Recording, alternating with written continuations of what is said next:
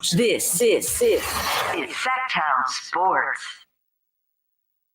The Carmichael Dave Show. He's on the microphone when he's not on the microphone. He's playing a song, and when he's not playing a song, he's on the microphone, and then boom! With Jason Ross. No, he didn't.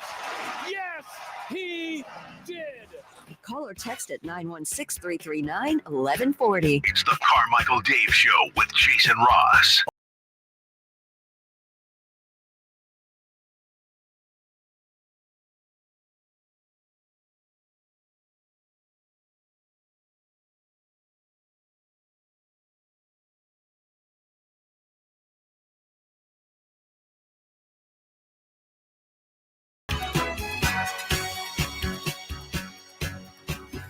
Well, 6 o'clock, Thursday, short week, because we had the holiday Monday. I am Carmichael Dave, and you are the audience, and we are going all the way until 10 a.m. As usual, when Styles and Watkins pick up, take the torch. I would welcome in at this point Jason Ross, but unfortunately, Jason, who, as the show progressed yesterday, was feeling more and more ill. If you remember yesterday, J-Man, their son Jackson, got the stuff that you don't want, and they were all masked up and on alert, and broke through. And unfortunately, or maybe fortunately, you never know. It's always a wonder with the family situation. They are all. Not just positive in attitude, but positive in test. And we wish nothing but the best for the whole Ross family as they huddle together, sick and hopefully recovering quite quickly. I say you never know, because it's tough when one person has it, especially a kid, and you're doing your best. You gotta take care. There's no it's tough to distance when you got a kid that's sick. And then what you also don't want to do, which we experienced once, is we all four got it in my family, but it was layered out. So one person got it, nobody else tested positive, then like a week later positive, then the next person, then the next person, and it stretched out. It was like almost a month somebody in my house had it. And then at this point I would say, okay, well, then it's just me and Chris. But Chris started feeling bad yesterday. Now, I don't know, nor is it my business to share why what is the cause of his illness. But Chris texted us yesterday evening to say that he was feeling bad. And I don't know, maybe some of you remember yesterday, maybe somebody picked up on this. I looked over and I saw Chris was grimacing. Not like the McDonald's thing, the actual grimace. And I looked over and I actually said on the air, I said, dude, are you okay? Like looked like he was actually in pain. And I was legitimately worried about him. And he was like, no, I'm fine. Well, that might have something to do with it. I don't know. But Jason is out. Chris is out. It's summertime. There was no basketball yesterday. So during the course of the year, when I start worrying and kvetching about nightmares of the summer, welcome to it, because I'm staring at now 3 hours and 57 minutes and looking across at Kyle Ledbetter, who is in for Chris, who is nice enough to get up. I know it's not easy. What time did you have to set your alarm for this morning? My alarm went off at 4:00 a.m. And what time did you get up? 4:02 Oh, a.m. You shot right up. No snoozing? Yes, I do not. I'm not a snoozer. Sometimes I build in a snooze just so I can. I don't know what the snooze button, like I've never really figured out that strategy. Part of me, I'll build in. I always have about a 20-minute window where I can choose to hit the snooze button a couple of times. I'm just going to have 20 minutes less to, I get up at 3:30. I got to be up by the second snooze button. I know that, but then that just means I've got, 16, 20 minutes less to prep the day than I normally would. But for somebody who's not used to at all doing this show at this time of day, it is a shock. It's a little bit of a shock to the system. A little bit. I hope you don't have anything planned after the show today. I have built in a 1.5 hour nap at the end of this show. And what do you actually have stuff you've got to do later today? I mean, later today, yeah, but not until the wee afternoon. But to your point, I may be a loser, but I'm not a snoozer. Look at you with the rhyming. So it's you and me today, and the audience, which I always want to screw around when these guys are gone, because if you're going to screw around, now's the time. And not only do I want to screw around today, but I want to screw around in the segment, because that's what I do the best. And a lot of times that comes up on a rabbit hole that I went down. My dad just texted me, Dad, you're right. I was going to start wearing jerseys today. I was going to try to do a different jersey. Oh, you know what, Dad? Here's the excuse, because Jason and Chris aren't here. I wanted them to be able to see it. Perfect. I will try to remember that tomorrow. I started going down a rabbit hole yesterday, because yesterday was the final musical recital concert thing of the year for my kids. I say kids because my daughter had her choir thing a couple weeks ago. And then last night was the combined band, all the bands, the beginning band, the symphonic band, the jazz band. And my daughter, weirdly enough, because she's been in band forever, and she's the student leader of the band and all that stuff. And she's really, really, really involved in it. She actually sat in with all 4 bands that played yesterday, including the beginning band. I think they just needed some augmentation in the trumpet section, which she plays. But at one point, and I don't know if the teacher did this on purpose or not, but when she sat in on beginning band, that meant that she and my son were playing in the same band together. And I think they played 3 songs. And the teacher, again, I don't know if she did this on purpose. If she did, I appreciate it. Put my daughter right behind my son. So, paparazzi, as I am called, my job is just to film. So I snuck around to the side, and I always try to find a place where I can kind of hide. No, I never want to stand in front of anyone or block anyone's view. Everybody wants to film their kid. I don't want to be selfish. And I found a nice little nook where you couldn't even barely see me near the side of the stage, so I could get an angle. And I got a nice video of my son and daughter, both my son playing clarinet, my daughter playing trumpet. And it's a lot better than it used to be, where I go in and you'd need Advil in advance. Like, they actually know how to play some stuff. So anyways, I got home. I was in a music mood. And one of the 2 rabbit holes I tend to go down the most on YouTube these days are, number one, people reacting to things. Could be them reacting to a part of a movie. Lately, it was I watched probably every reaction video out there of Kendrick Lamar's Not Like Us, which was absolutely hilarious.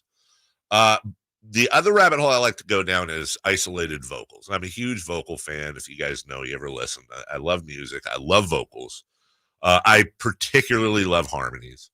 And if it started because I was having a conversation with somebody, one of our England people, about the Beatles versus the Rolling Stones. I'm a Beatles guy, but I fully acknowledge the Rolling Stones are fantastic. I think the Beatles are the best band ever.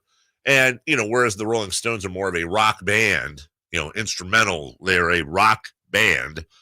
The Beatles are, to me, the best songwriting, the best singing harmonies, all of that stuff all put together. So I started going down these rabbit holes. And it made me think. I always look for great vocal performances. I'm a huge Steve Perry guy. I'm a huge Freddie Mercury guy. Steven Tyler, Robert Plant, just the great vocalists. And I stumbled upon a song, and I thought, and Kyle, you're probably going to have no idea what I'm talking about, even though I'm sure you know the song. Is Brad Delp the most underrated vocalist in rock history? I'm going to need a band to know who he is. The band is Boston. Oh, okay. The song is More Than a Feeling. And although Boston had many other hits, Brad Delp's vocal on More Than a Feeling is otherworldly. Like, people say if you can come back with some sort of a human superpower, what would you do? Would you dunk a basketball? Would you hit a baseball 500 feet? Would you be a tremendous speech giver? I don't know. I don't know who'd choose that. I feel like I would love to have the ability to be one of those high tenor type singers that could just knock it out of the park, Steve Perry style, just just an otherworldly voice. So I was listening to this vocal. Just listen to. I know it's AM radio, but turned on some music to start my day. That's us. Then lost myself in a familiar song. I closed my eyes and I slipped away.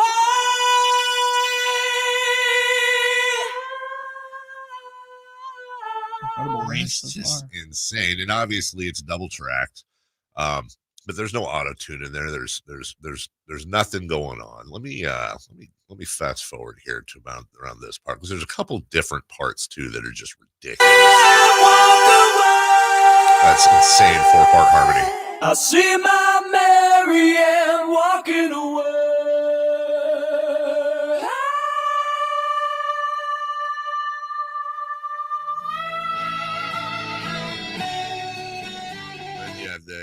The guitar harmonies in there as well, which are just stupidly awesome. And there's one more part in this song too that just that's all amazing, right? The falsetto, the way he's able to not just hit the note but hold the note with no degradation whatsoever. But this next part is almost superhuman. Dream of a girl I used to know. I closed my eyes and she slipped away.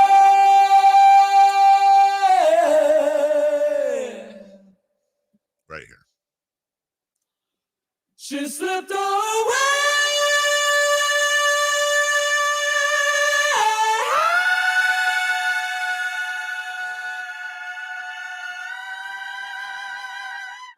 How is that humanly possible?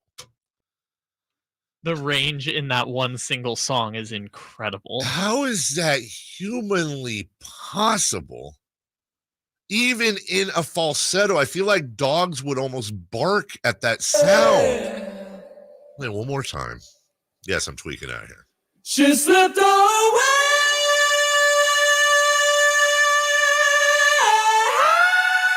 They go to a third level here. I think comes in with like a little falsetto, which sounds funny. If you're a music fan, I really and look, I'm not, as we wrap up the segment here, I'm not going to do one of those like, well, today everything's auto-tuned and music. Look, music is music, and people find different ways of expressing themselves. And whether you're a country, a hip hop, rock, whatever fan, but my favorite genre is rock and rock vocals, harmonies, etc. Though I appreciate the instrumentation, it's the voice is my favorite instrument. If you are a fan, I strongly suggest go down, pick some of your favorite all-time songs. Go down the rabbit hole of isolated vocals. Listen to the last, everybody goes for Wheel in the Sky and Faithfully. Listen to the last, you don't even have to isolate the vocals. Listen to the last minute 31 seconds of Journey's Girl Can't Help It. There's 5-part harmony. Listen to, listen to Bon Jovi's Living on a Prayer back when John could go up 3 octaves or 3 keys in a sitting. Hell, listen to the one that really surprised me. Listen to Avenged Sevenfold's Backcountry, which was their biggest hit. Listen to, there is an isolated vocals track of Backcountry by Avenged Sevenfold. Again, it's a different style of singing. It's a different type, but just like play-by-play people are kind of superheroes to me when they're really, really good. Vocalists to me are just, they're just stupid. And by stupid, I mean just insane superhero type people and that's one of those things where as a vocalist, you can take lessons, you can get better, it's like a muscle, you stretch, you can do all of that. But I am a firm believer that what Chris Cornell, what a guy we just listened to there, what Steve Perry, what these guys have, Freddie Mercury, that you're not training there's no training to get there. You're that or you're not. And everything else is around the margin. So go down the rabbit hole, have fun. And then while you're at it, always go and search Maximus Decimus Meridius Gladiator so you can see the part where he takes off his helmet, turns to Joaquin Phoenix and says his name. It's the greatest I am him line in the history of cinema. I can't ever watch that enough. That's like usually how I finish off my rabbit holes. This whole show is going to be a rabbit hole. We're obviously going to talk about Mavs Wolves tonight.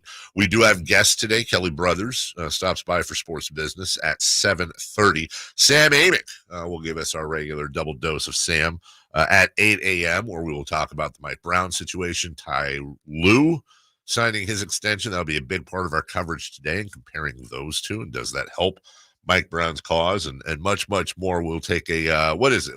We got 1 minute break, and we'll come back with leading off next. The NFL's leading rusher plays here. The handoff to McCaffrey, walks in the end zone. Handoff to McCaffrey, takes it right down to the goal line.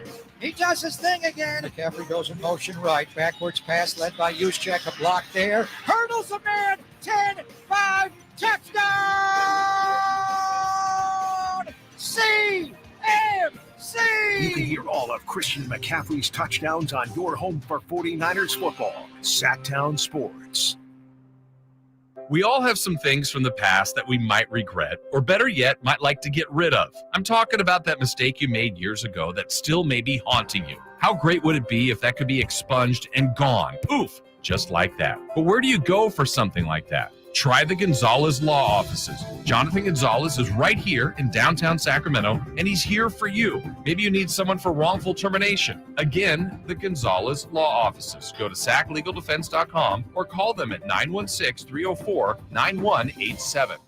Let's do it. Leading off, the 3 top stories in the morning. Huge news. This is very important. Here's cut number 1. Doncic has the ball, down by 2. There's the switch. Gobert is out there.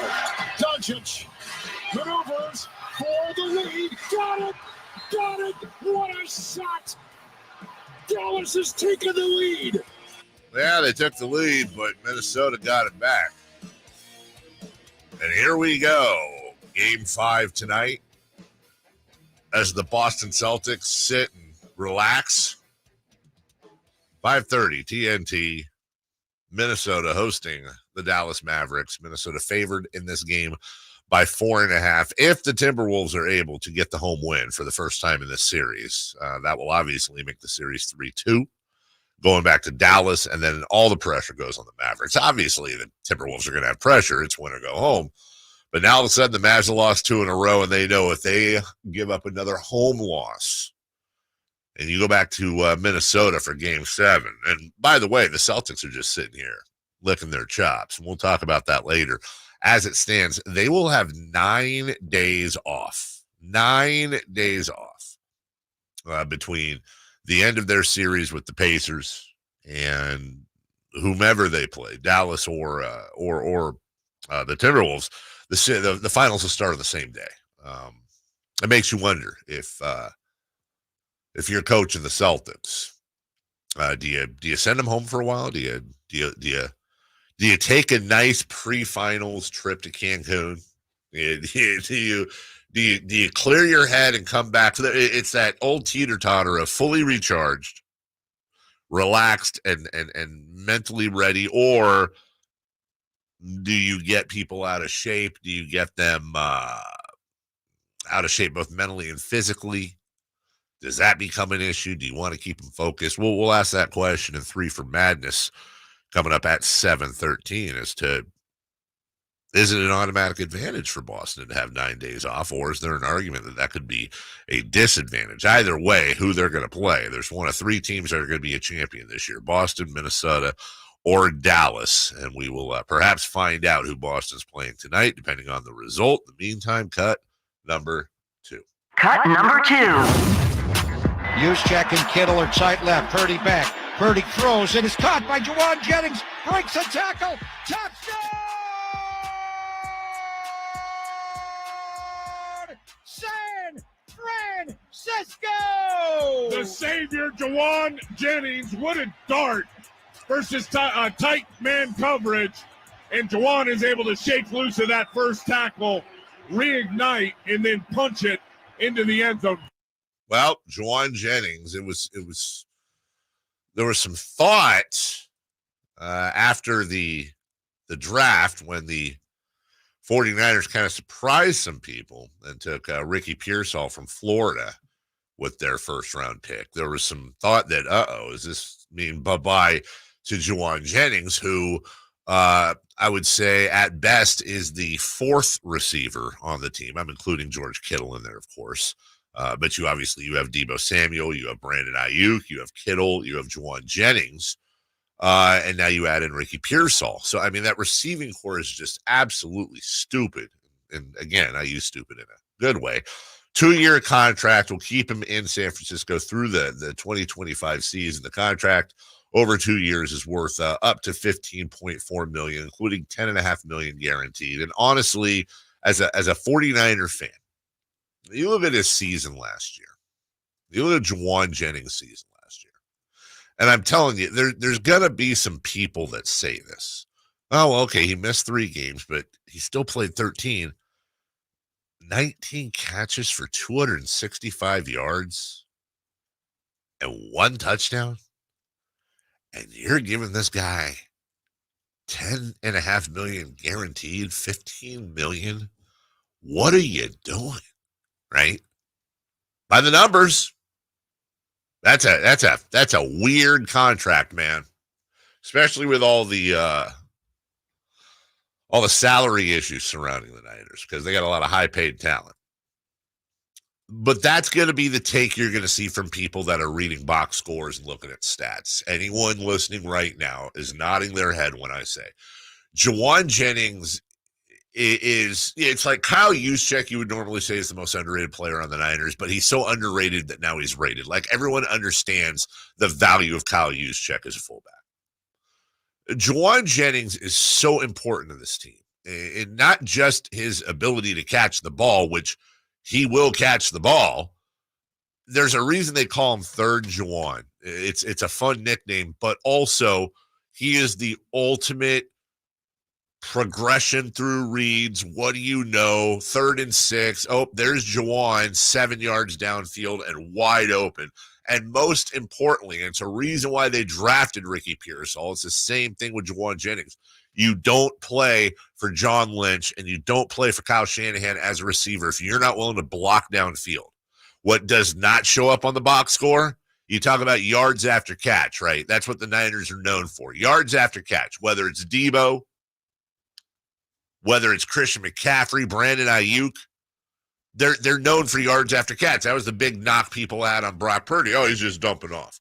Well, credit to guys like Deebo Samuel for being able to create yards after contact. But here's the thing.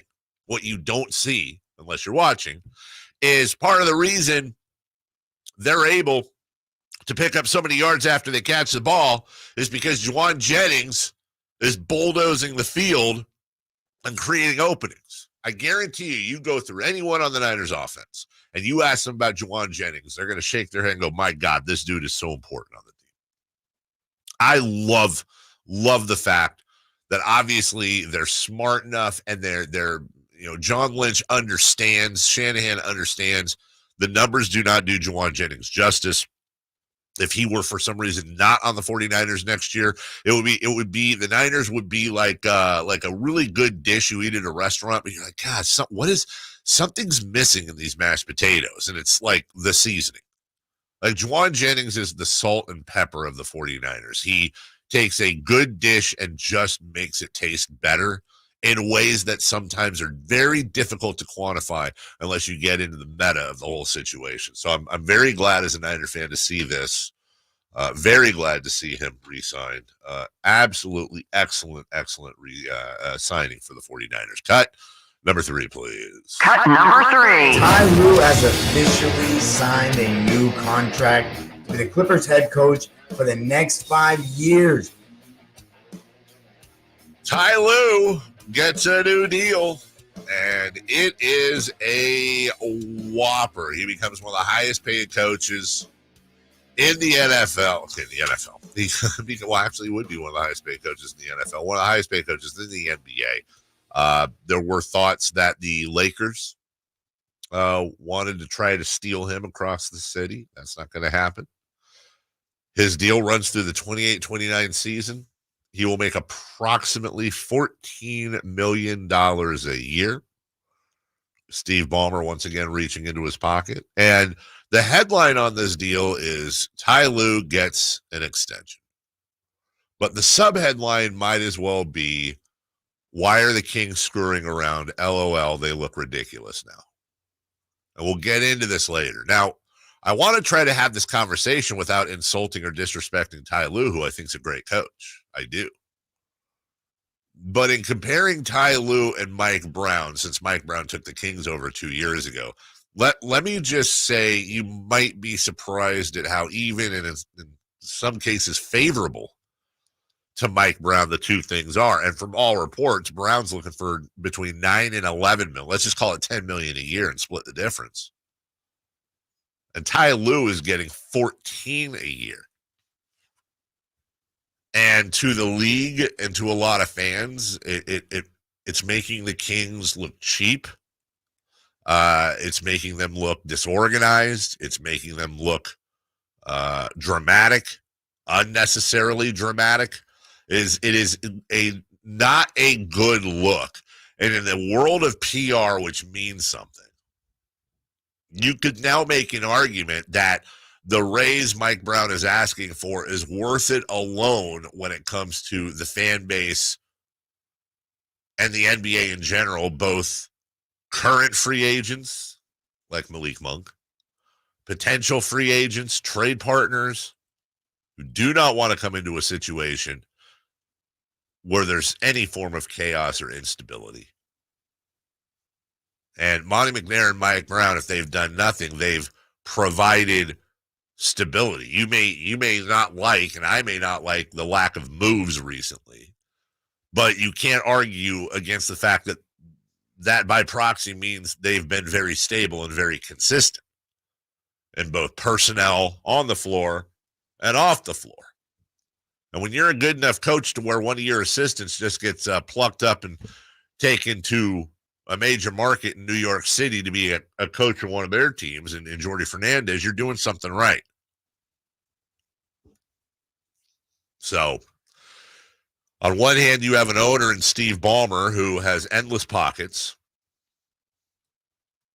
who understands, of course, as we've explained before, that you can pay a coach $1 billion a year, and it's not going to affect the salary cap. It's just simply going to come out of your funds, but there's no cap hit. There's no penalty. And I understand we're playing around with other people's money, but I will reiterate, there is no excuse. If it's a money thing, there is absolutely no excuse at all for the Kings to not spend money. And if you really want me to distill it, I'll do this later, but it's almost unfair of me to do this, but it is simply mathematics. When Vivek Ranadive and his partners bought the Sacramento Kings back in 2012, they bought him for, I think, approximately $535 million. Okay. The team is now worth around $3 billion. Now, the fans played a part in keeping the team here. The fans obviously play a part in keeping the team, selling tickets and, justifying that Comcast TV package. But I would say this. Building the arena was a public-private partnership, right? In which the city of Sacramento agreed to, $250-300 million in building that arena. The arena, which has helped increase the value of this club. So, for example, when Vivek bought the team, you never know exactly how much was put in, but I believe the check he wrote to purchase this team was under $100 million. I'm talking about his, that has gone up about 6 times what it was in 2013. So let's just call it a $100 million check. That's now worth $600 million. Upwards of $1 billion is what I would say, because I believe he has acquired more and more shares as the years have gone on. And I'm talking about all the owners. I'm just picking on that. You guys have more than quintupled what you've invested in this team. And some of that on the backs of the city. So let me put it another way. Quit screwing around and spend the money, please, because you have it. And there's no penalty in spending it. This is making us look stupid. And we have a lot of experience in looking stupid, not just in this chapter of ownership, but going back 40 years next year. Let's stop with that. Somebody step in and say, quit screwing around. Let's call Warren LeGarry, Mike Brown's agent, and let's cut a deal. Because the Clippers just made us look even dumber. And by the way, Luka Doncic is 5 wins away from an NBA championship. We don't even want to go down that road. We'll take a break. When we come back, speaking of Luka, Mavs Wolves Game 5. Also, another head coach named officially, and a couple on the horizon. We'll check around the NBA. Look ahead to Game 5 coming up next. De'Aaron Fox plays here. Stolen by Fox. Breakaway coming up for De'Aaron. And a simple, casual spike for the left hand. Kings lead by 3. Sacktown Sports is your proud home of the Sacramento Kings. With Progressive, you get more than savings. You get access to us through our mobile app, online chat, or by phone. Oh, I see what you're doing here, Jamie. Giving me all these ways to stay in touch so I have no excuse not to. Well, you're in luck, because this guy's in the market for a new BFF. Actually, all our customers can contact us this way. Oh, yeah, no, I was just kidding. But I am always up for Taco Pizza! Jigsaw! Get help from Progressive through the website, app, chat, or phone. Progressive Casualty Insurance Company and Affiliates. O'Reilly. Check engine light on? Take the guesswork out of your check engine light with O'Reilly Veriscan. It's free and provides a report with solutions based on over 650 million vehicle scans verified by ASE certified master technicians. And if you need help, we can recommend a shop for you. Ask for O'Reilly Veriscan today. O'Reilly Auto Parts.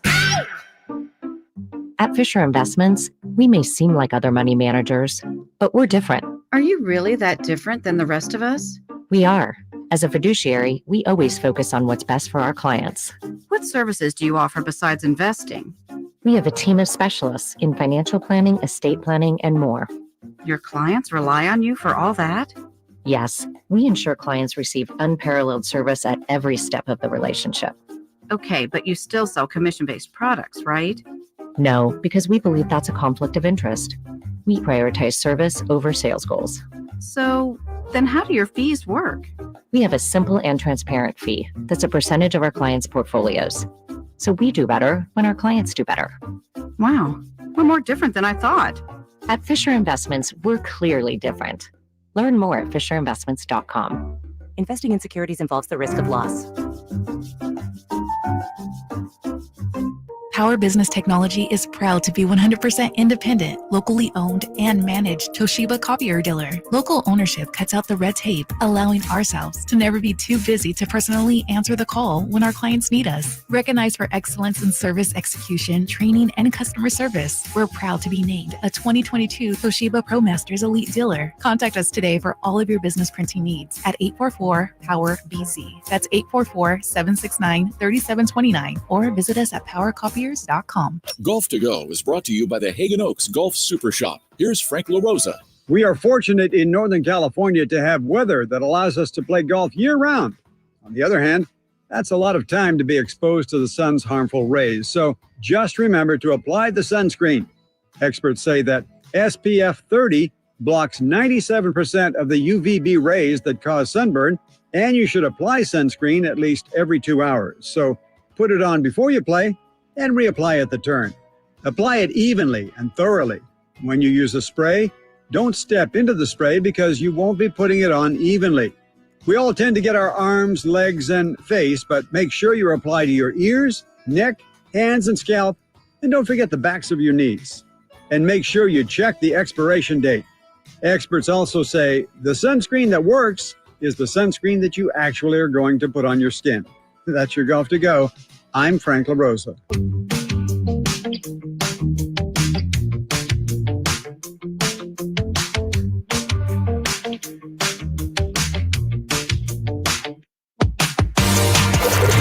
hooking you up with the best in local sports. They just make it interesting, you know? It's the Carmichael Dave Show with Jason Ross on Sacktown Sports.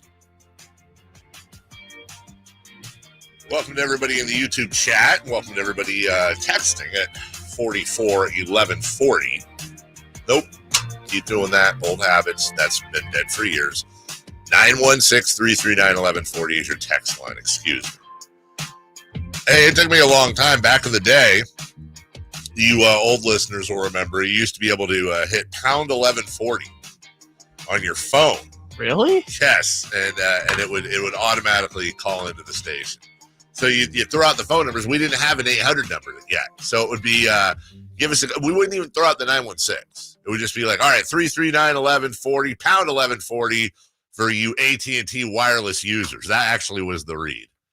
And then we didn't have a text line. Hey, we didn't have a text line into YouTubes. Yeah, Kyle, it happened. Can you imagine a world with no YouTube or text line? In fairness, I got here like right at the beginning of us using YouTube, so I kind of know the non-YouTube days, but pound 1140 is the thing that's got me. That's funny to think about. Yeah, YouTube was about a 4-year obsession of mine. Like, no, let's just be honest, man. I will happily take credit for YouTube or blame. Nobody cared. Nobody wanted it. It was like, YouTube, why? It's radio. Who cares? Whatever.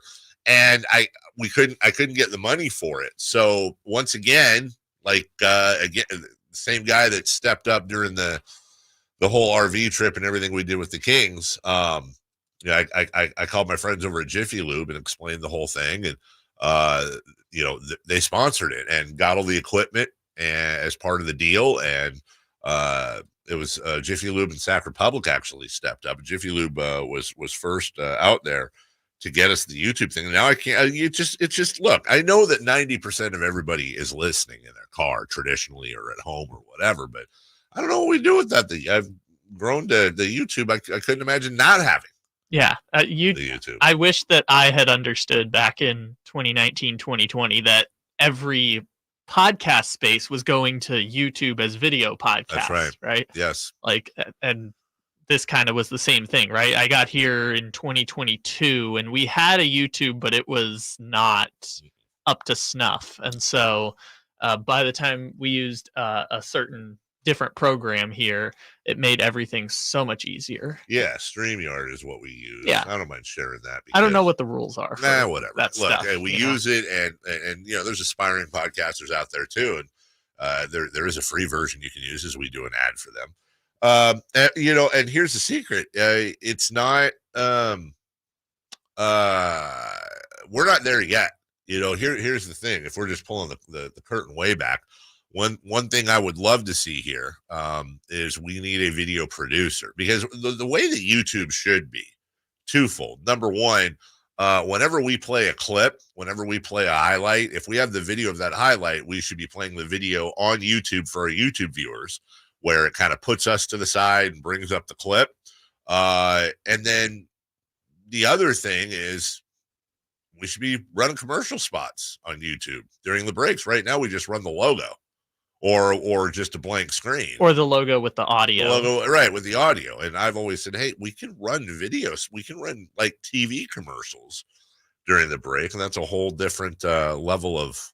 And I've also seen other YouTube channels or popular shows will, like, to keep people engaged, just run old clips, content, things like that. We can have video that's edited, like the time that we were laughing about Tom Thibodeau and Jason crawled under the desk. We could relive that. Yes, that would be.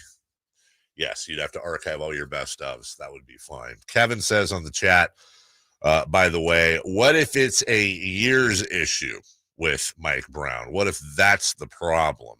And look, so what? Mike Brown first off, he doesn't want anything more. Usually extensions, they're 3 years with a mutual opt-out for 4. Okay. Who cares? Give him the money. Worst case scenario, you're paying him the year you fire him. How likely do you think it's going to be that Mike Brown's going to get fired in the next 3 years? What, he's just going to turn into this horrible coach? Quit screwing around, man. Just quit screwing around and pay the guy. Which, by the way, for the record, I think they will. I absolutely still think they will. Tonight, it's Game 5. Mavs Wolves. And the big question there is, can the Wolves duplicate what they did in Game 4? And in order to win Game 4, not only did Anthony Edwards have to have himself a game, but Karl Anthony Towns really hit some tremendously clutch shots after just stinking up the joint previously in this series. This has been an incredibly close series. We've talked about that before. One game, the Mavs won by 9, 116-107. Every other game before that, 109-108, 108-105, and then, of course, Minnesota winning by 5, 105-100. Hell, take away that 9-point victory, and the Timberwolves are actually outscoring the Mavs by a point. Now, of course, you can't take away the 9-point victory. That's silly. But this has been an incredibly close and fun series. I personally hope it goes longer. I do. I hope Minnesota wins tonight. I'd like to see this. And by the way, I'm not going to be disappointed if the Mavs win the series and move on. I do know we'll have to hear the Luka narrative a little bit more, but we're going to hear that anyways. It's not like it hurts more. It's not like if Dallas makes the finals, we're going to be like, oh, yeah, that Luka pick was bad. Ooh. Yeah, Bagley should have gone with Luka. Like, it's just, it's like seeing your ex and, she's out with Brad Pitt, whoever. Well, Brad Pitt, maybe that's a little outdated now. Who is it? Is it that kid from Dune? Timothy Chalamet? Timothy, yeah. By the way, I finished Dune 2 yesterday finally because I fell asleep over the weekend when the kids watched it. I finished Dune 2. Have you seen them? I have seen it now 3 times. Oh, look at you, nerd. Simone got me into this. I had never seen the first movie until like a couple months ago. I didn't see the first movie until last Friday. Okay. And then I watched the second one. I made it through that, and I was a little, like, okay, that's a lot to take in. This is all Simone getting me into Dune. Oh well, was anybody else? I'm not going to spoiler alert. Thing. But so the movie ends yesterday afternoon. I was watching it. Mm-hmm. And I was like, what? What the hell? What? That's how it ends? Now, I know there's a Dune 3. Yes. Right? Thank God. I believe it's called Dune Messiah. That was Dune Messiah. Yeah. But I'm sitting here going, wait, what just happened? And I didn't see that. Okay, so am I rooting for this guy or am I rooting against him? And what just happened? That was a weird ending, man. That was a weird ending. I love the director went on, I think it was like Colbert or one of those shows, and basically was like, I had to rewrite it so that people expressly understood this guy's not a hero. Yeah, which, okay. So I just spent 4.5 hours of my life investing in this guy who is the hero of the story to find out now he's not the hero of the story. Yes and no. What do you mean yes and no? Well, because there's still a part 3. We don't know how his character's Well, yeah, but I'm again. just saying based off of what you said the director said that I had to say this guy's not a hero. Yeah, I mean, the director changed up the story from the books. I haven't read the books. Yeah, no, and that's fine, but if you're changing up the story, like, look, dude, I want to watch 6 episodes of Harry Potter, and then in the end, it's like, oh, he teams up with Voldemort and they rule the world. I don't need Luke Skywalker turning and he and Darth Vader take out the Emperor and run the galaxy. It's funny that you brought that up because the best comparison for Paul Atreides is like an Anakin Skywalker type of character. And when you're watching the prequels, did you feel like, oh, I'm disappointed that because I knew Anakin was ultimately going to turn into a villain that it made watching the first 5 hours not worth it? I think the problem there or the difference is that we all knew what Anakin was going to be. I think that's probably we all knew it. Like they should have just beheaded the little kid on Tatooine. You know what I'm saying? Like that would have been great if they go back and make up the prequels and Obi-Wan or Qui-Gon Jinn sees the balance of the Force. I mean, it's pretty simple. Okay, we're going to break here. Sorry, guys, but just real quick. The prophecy said that Anakin Skywalker would bring balance to the Force, right? Yes. Okay. How many Sith were around at the time Anakin Skywalker was a little kid? I am not as familiar. So let me help you out. There were two. Okay, it was Dooku and Darth Sidious, the Emperor. Okay, with Darth Maul hanging out. Darth Maul. Okay, so at most 3, right? Okay, balance to the Force. Did you see the Jedi Council? All right, they're like with all the people there, big temple. Okay, all these Jedi. Okay, all of them, right? If this little kid is going to bring balance to the Force, that can only mean, by definition, this little kid is going to produce a crap ton more bad guys. So as soon as Qui-Gon Jinn figured that out, he should have gone, lightsaber, beheaded the kid. Sorry, Mom, had to do it. And then the credits roll. There's your movie. Which, in fairness, he does ultimately bring balance to the Force. They just had to play the long game. Yeah, they just had to kill everyone. It's just a bunch of innocent people had to die. First, over 30 years. First, Qui-Gon Jinn should have beheaded him. Then if you watch the Obi-Wan series, Obi-Wan had an opportunity to kill him, didn't. You watching the Obi-Wan's, or you watching Dune was me watching the Obi-Wan series. When I saw the last episode of that, I was like, what just happened? Yeah. What? Yeah.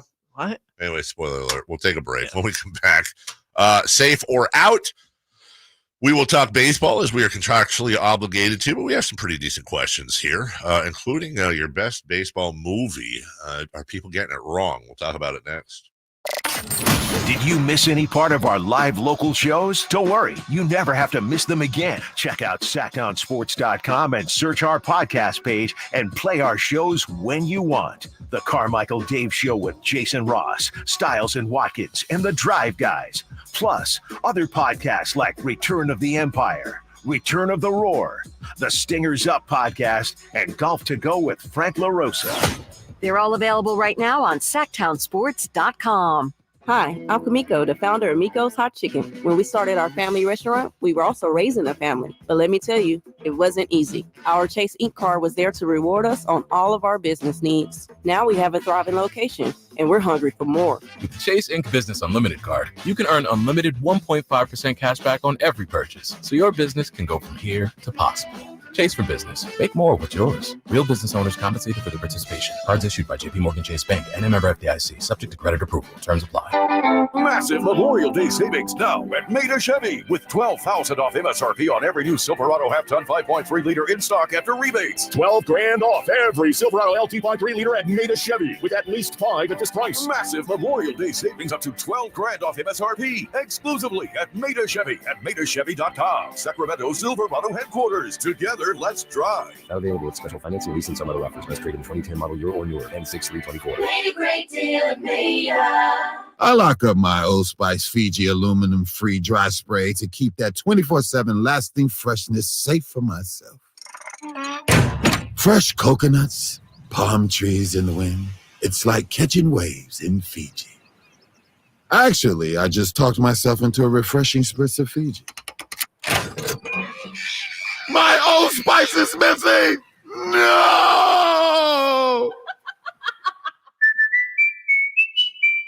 As a roofer, spring means the start of my busy season, which means I've got to get organized. With help from Beacon, I can save time with Beacon Pro Plus and 24/7 access to live pricing, delivery tracking, order history, and more. Plus, this spring, I can earn $1,000 and the chance to win a $25,000 backyard renovation just by buying my CertainTeed shingles online with Beacon. No purchase necessary. Now that's what I call a spring cleanup. Visit BECN.com for official rules and to start earning entries. Whitey here reminding you that not all gas grills are created equal. Bring out all the delicious flavors in your grilled meats with the amazing Napoleon Prestige and Prestige Pro line of outdoor cookers. My Napoleon Stainless Steel Pro Series gas grill has turned me into a grilling pro with features other grills cannot match. They're built different, built better, built to last. Made with premium stainless steel that boasts quality and a lifetime warranty. I may never want to cook indoors again. Napoleon grills and accessories are now available at your nearby Amy's, Ace Hardware in Sacramento, and now El Dorado. Sacramento, Dirks Bentley is coming to town. Hey y'all, this is Dirks Bentley. Saturday, September 28th at Heart Health Park at Cal Expo for Country in the Park 2. And he's bringing some friends. This is Bonnie. Take my hand, let me make you mine. Hey, it's Dasha. Kelsey Hart, and more. Saturday, September 28th at Heart Health Park at Cal Expo. Get your tickets before they sell out at CITPFest.com. Brought to you by Coors Light.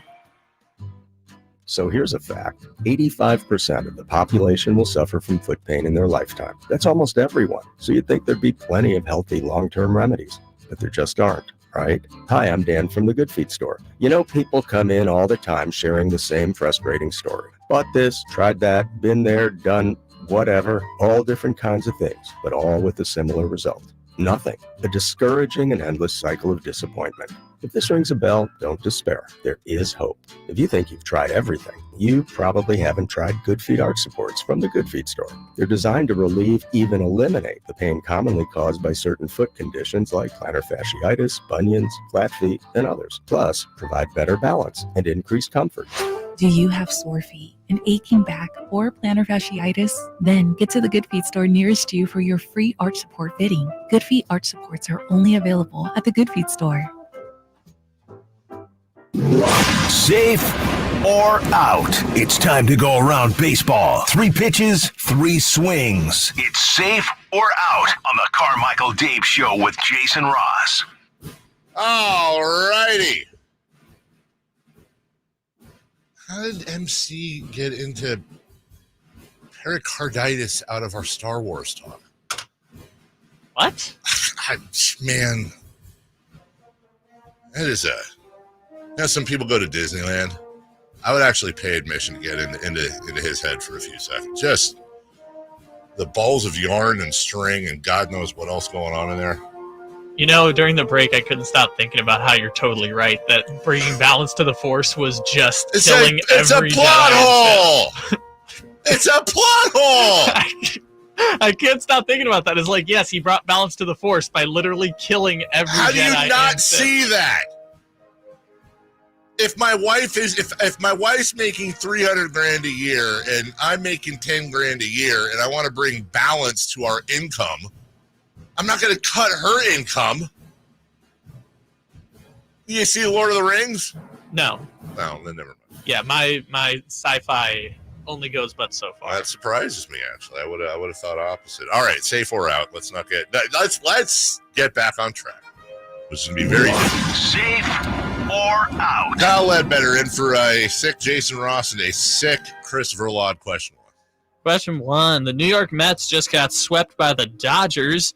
Edwin Diaz and Pete Alonso both went on IL, and relief pitcher Jorge Lopez tossed his glove into the stands. Well, hold on a second. Let me stop you real quick. That's well done.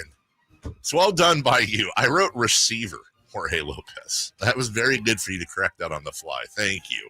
Professional broadcaster. Safe or out what?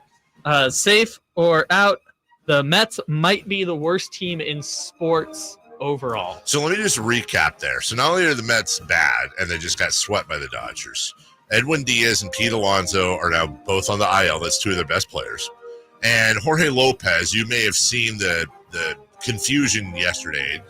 People were reporting he said he was on the worst team in baseball, but then when you go back and you look at the clip, and English is not his first language, and many Spanish-speaking reporters came out and defended him and said, no. He said he looks like the worst teammate in baseball. And when you go back and you watch the clip, that's what he says, basically. He tossed his glove into the stands after being ejected for arguing on a check swing, I think. Anyways, by the way, they assigned him and then they released him. He's been released. When I say, are they the worst team in sports overall, somebody might say, oh, no. What about the A's? What about this team? What about that team? No. I'm saying, dude, the New York Mets are actually the worst team in American sports because you have to factor in what their payroll is. Now you can look at teams like the A's and go, yeah, they might be objectively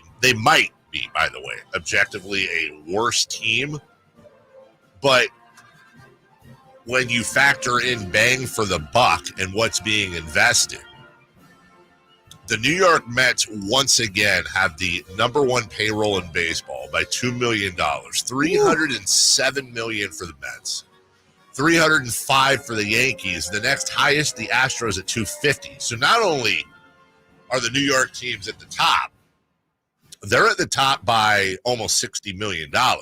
Just to give you an idea, the super team, the LA Dodgers are at 228.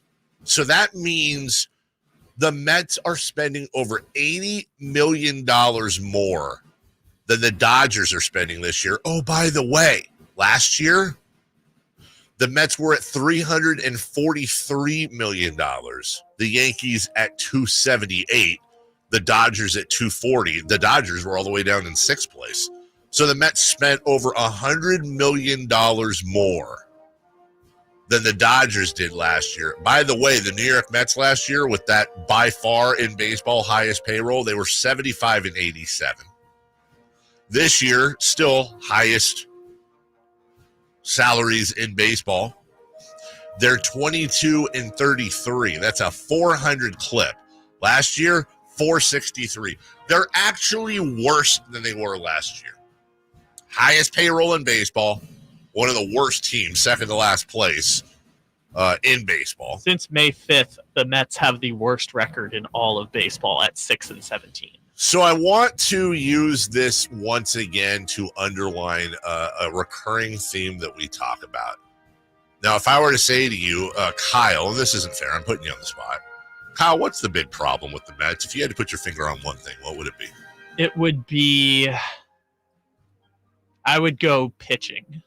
Like they tried to sign a bunch of big money free agents. A bunch of them got hurt, and now they are just kind of like, they have a mixed match of starting pitchers, and obviously Edwin Diaz, their best reliever, kind of got pulled out of the closer Okay, role. so you're going ground floor. Yeah. Now let me put you at 50,000 feet. Okay. What's the biggest problem with the Mets? I'll give you one more shot. Just gonna go with the Mets of it all. Okay. Look. I'm asking you a tough question. The problem with the Mets is Steve Cohen, their owner. I wouldn't have said that. And this is a recurring thing. Look at what Matt Ishbia is doing in Phoenix. Look at what Steve Cohen is doing in New York. It's our recurring edition of, if you want to see a team completely screw the pooch, look for the teams with new owners that have never owned or been a majority owner of a team before. We used that with Vivek when he first took over the Kings. It's almost you can almost apply it to just about any new owner. New owners are terrible. And Steve Cohen came in and was like, I'm going to spend all the money and we're going to win the championships because that's what you do. You get what you pay for. But oh, guess what? That's not how it works. It's not always you get what you pay for in baseball. You have to actually put together a team. Cohen comes in, big hedge fund manager, thinks he knows what he's doing, huge ego. He's eating a bunch of turd right now is what he's doing. And it's a hard lesson for these owners to figure out. The Mets right now are just still in the new owner honeymoon phase, but whatever the opposite of a honeymoon is. Question 2, please. Safe or out? Well, we are over a third of the way through the baseball season. Safe or out, you haven't really started paying attention yet. Safe. Yeah, I haven't. I mean, we talked about baseball now because we have to. Like, we literally have to talk baseball at least once a day. I don't care. I've said this before. I know I don't speak for everybody. I don't care about baseball in June. I don't care about it in May. I don't really care about it in July. I kind of start to care about it in August. September, I care about it. It's too long. It's background noise. We're not deciding anything. The only things that get decided is something like Ronald Acuna Jr. That got decided. He ain't playing this year. Other than injuries, nothing really gets decided unless, the White Sox, the A's, a few other teams are completely out of it. It's just way too damn long. This year's one of those years where the Phillies are great, but there's not really a team that you look at and you're like, this team is clearly and above the rest. Like, there's 12 teams that are, all right, and then they've all kind of beat each other up a bit. And unlike in the NFL or basketball, I'm sure the Phillies will make the playoffs, and maybe I don't know. The Phillies missed the playoffs. There's plenty of season left. And for the Phillies, it makes sense. They went to the World Series 2 years ago. They were one game away from going back the next year. It makes sense that they're supposed to be good. Just cut the damn season in half, please. Yeah, I'm with you because my team is just mad this year. Oh, your Padres? Yeah. Cut number 3, please. Question 3. Safe or out? Many consider either Bull Durham or Field of Dreams to be the best baseball movie. safe or out, this is correct. It just depends on your point of view, and I'm going to skirt the question. Because I would say the most watchable baseball movie of all time. This again, in my opinion, the most watchable baseball movie of all time is Major League. It's not the best baseball movie; it's the most rewatchable movie. Bull Durham is a wonderful movie that has baseball in it, but it's a romantic comedy. It's a romantic comedy masquerading as a baseball movie, but at the same time, it's one of the most authentic baseball movies you'll ever see. Field of Dreams is more of a Field of Dreams is a midlife crisis / father-son reconnection story, which goes to the romance of baseball with very, very little baseball involved. And there's not a lot of baseball in Field of Dreams. It's more about his connection or lack thereof with his dad, him losing the farm, the whole thing that goes with it, the kind of mystery sci-fi, whatever you want to call it, thing with Terrence Mann and if you build it, he will come. But I will say this: we are due for another really good baseball movie. It's been a while, man. We haven't had any good, and baseball, I think, is the best sport to make movies out of. It's been pretty much my entire lifetime, I would say. Pretty much, right? Like, I can't even remember the last time there was a good baseball movie. How the hell long has it been? 10 years? 15 years? Because everything's a damn comic book. Everything's a damn comic book movie. Why can't we have it? I'll give you the answer, because this was my favorite baseball movie growing up. The movie with Dennis Quaid, who's like the I was just going to 39-year-old. go there. The Tampa Bay Devil Rays back then, Yep. 39 years old. He was a teacher. That was my favorite one growing up. I also haven't seen Bull Durham before. Have you seen Sandlot? I have. Yes, but I was like 5 years old. Sandlot's underrated. You haven't seen Bull Durham? I haven't seen Bull come Durham. on. I also haven't seen Major League either, which that one, there's no real excuse for it. There really is no excuse. Even as not a movie person, I was You turn that movie on, and you hear Randy What's-His-Face with the talking about the Cuyahoga River. Burn On is the name of the song. Yeah, we got to go to break, but to that point, The Rookie came out in March of 2002. And I would argue that's the last really good baseball movie. Yeah, that's... by the way, as we go to break with the... Here's an idea, Hollywood. With the yesterday's news about... League of Their Own. That's a really good baseball movie. But I think that was mid-90s. 1992. Okay. How about with the merging of the Negro League statistics with Major League Baseball?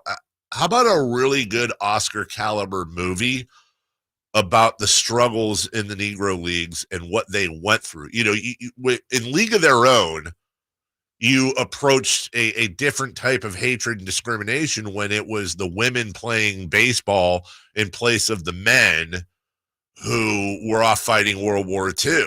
And it was a wonderful movie, and a big part of it was you were rooting for the girls so much because you saw how horribly they were treated and how they eventually won the crowds over. Well, why not apply the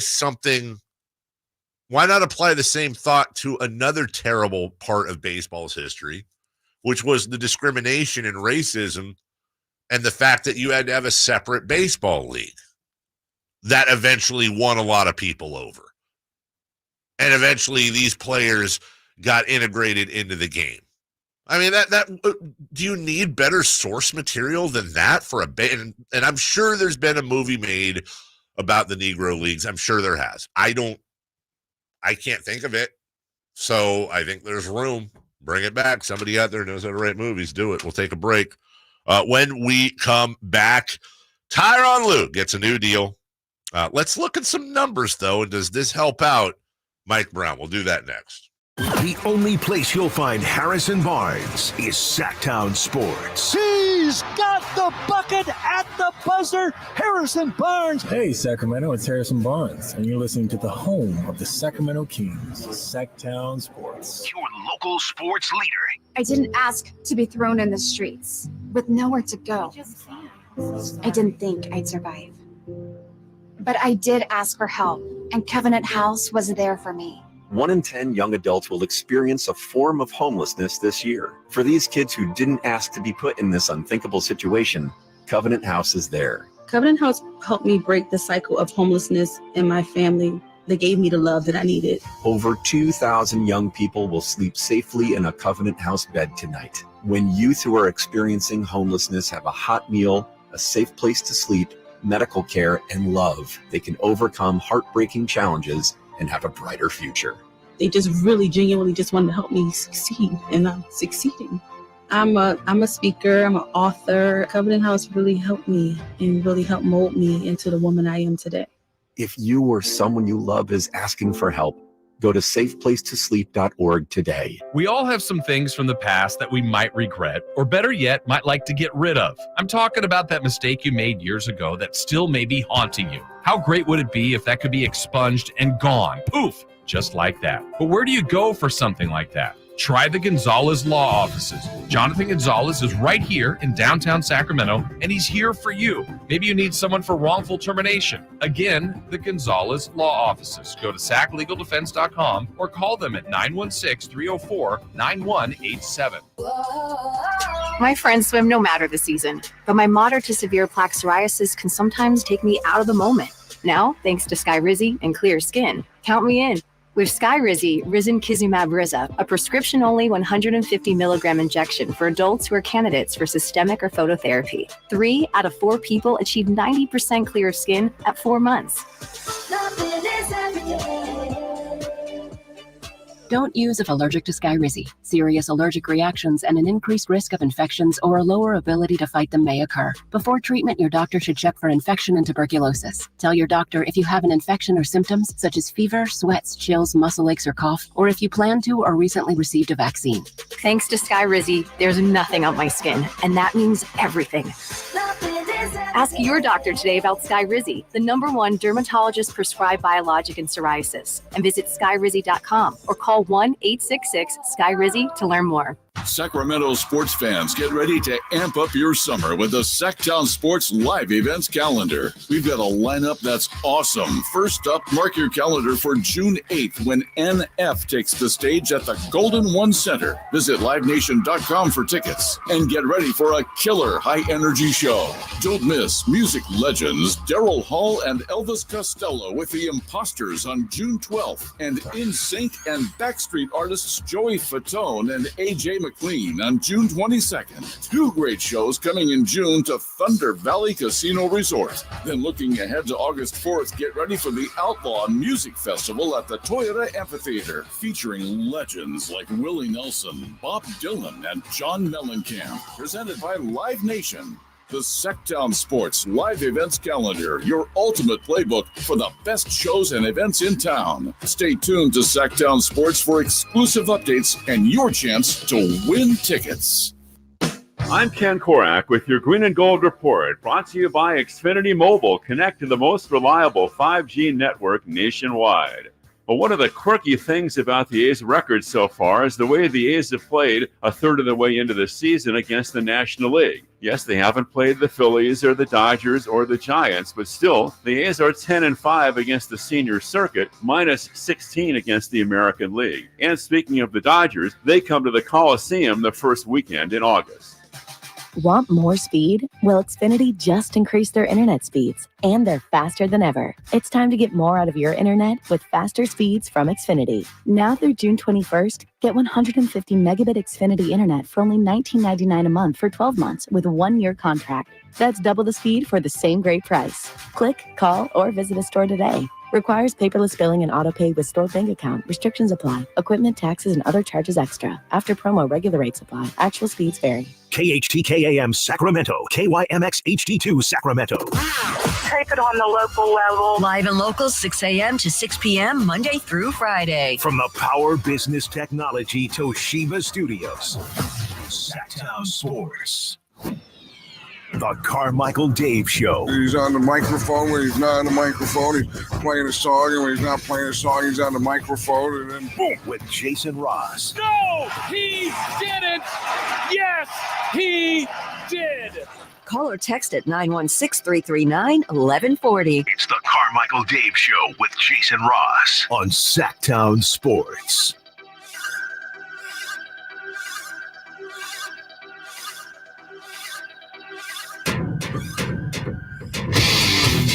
My dad is always full of ideas. He texted me during the break and said, hey, my dream would be that you write it and your younger sister directs it.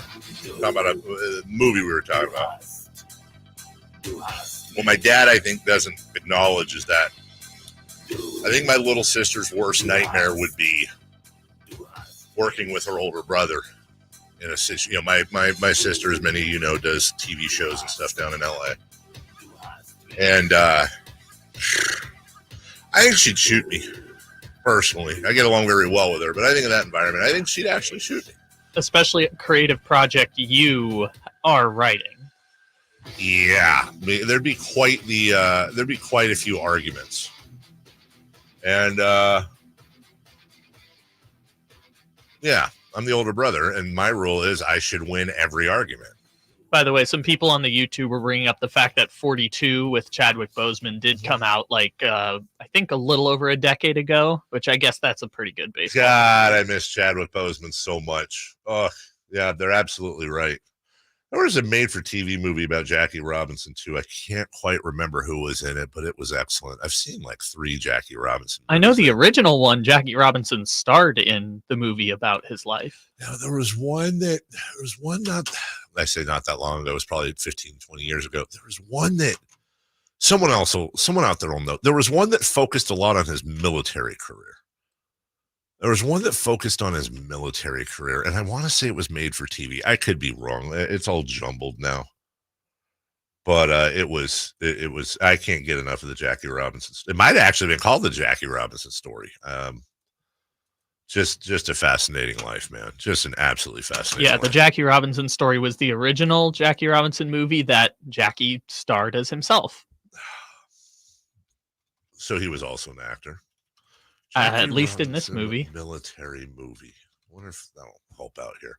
The Court Martial of Jackie Robinson. There we go. The Court Martial of Jackie Robinson, 1990. Oh, okay. So it was only 34 years ago.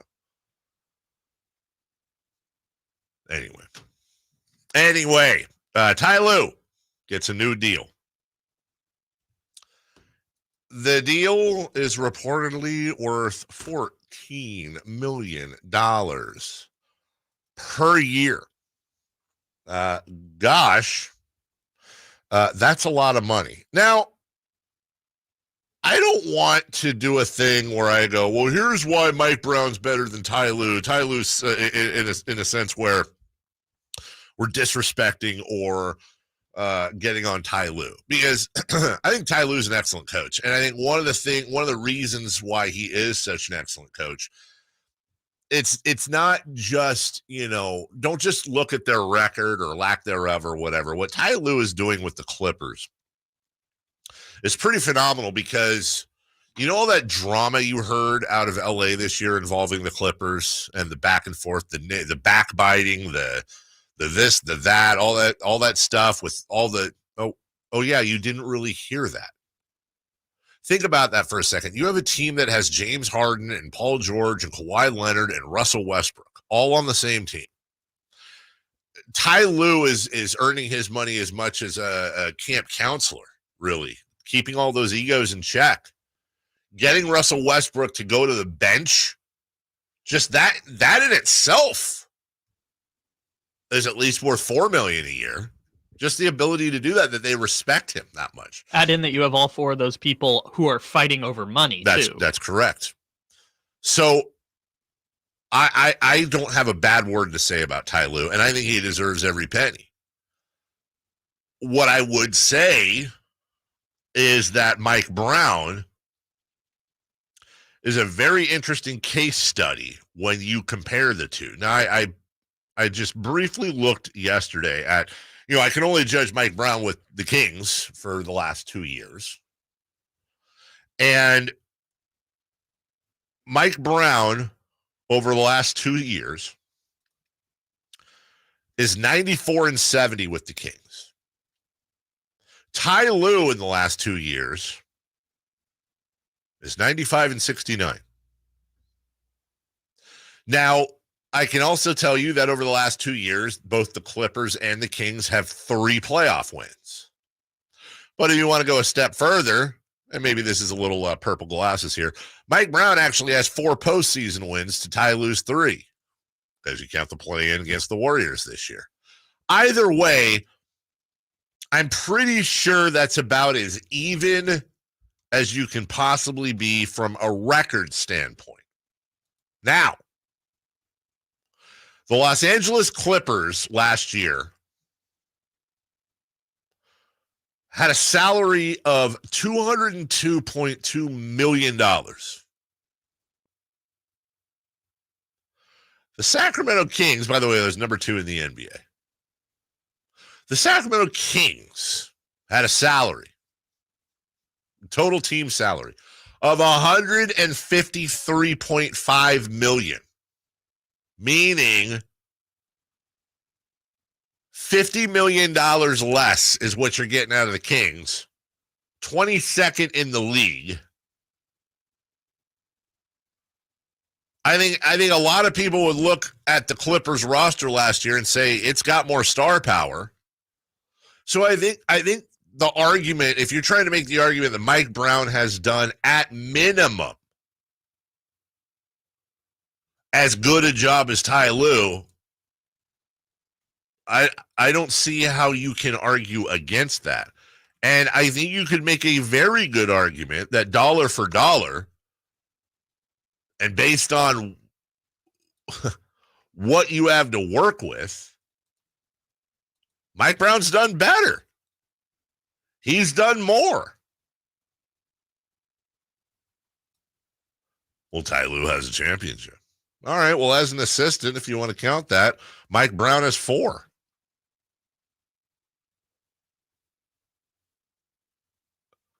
The Sacramento Kings had the longest playoff drought in history. 17 years. And he got them to the 3 seed in their first year. And in his second year, when they were dealing with an improved West, they were dealing with far more injuries than they did the year before, which I don't want to use as an excuse. The Kings were 46-36. You know what all that crap last year ended up being?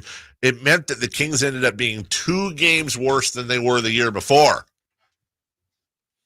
Now, don't get me wrong.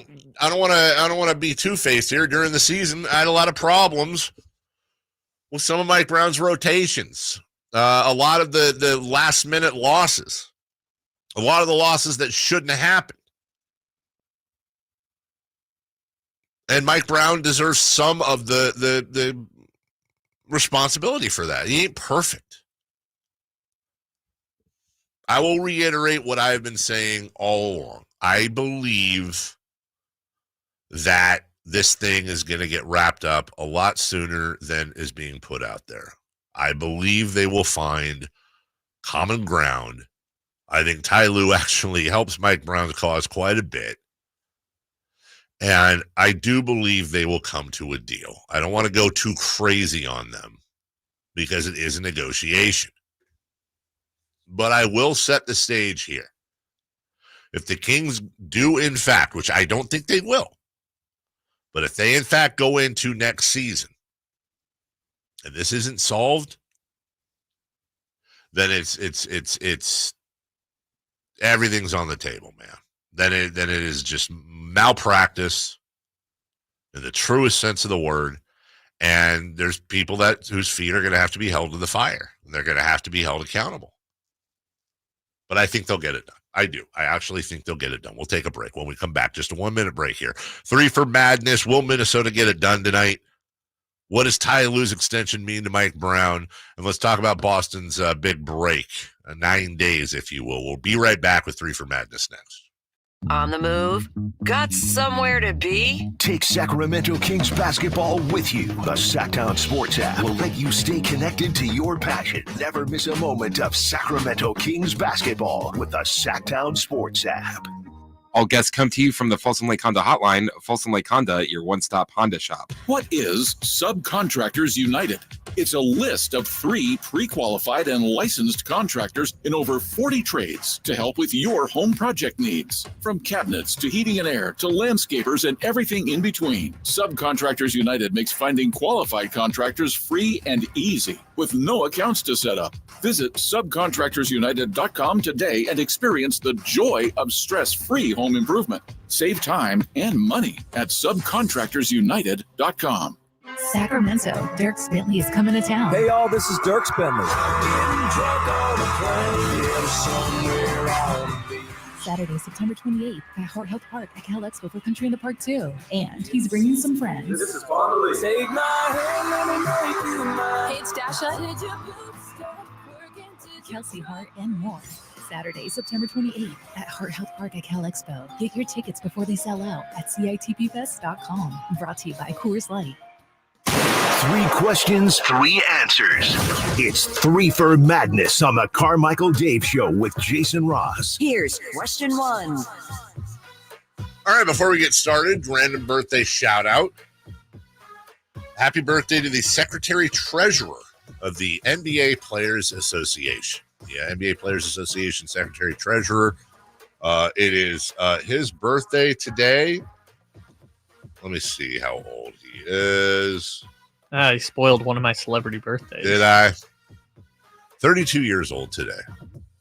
So happy birthday, Secretary Treasurer, also known as Harrison Barnes. Ah!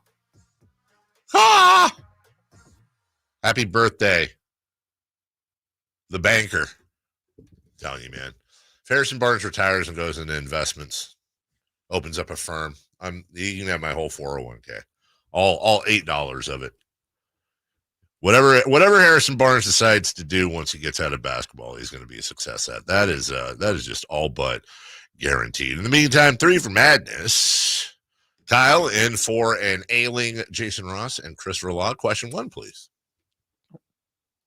Thank you. There we go. I was trying to find that for I so gotcha. long.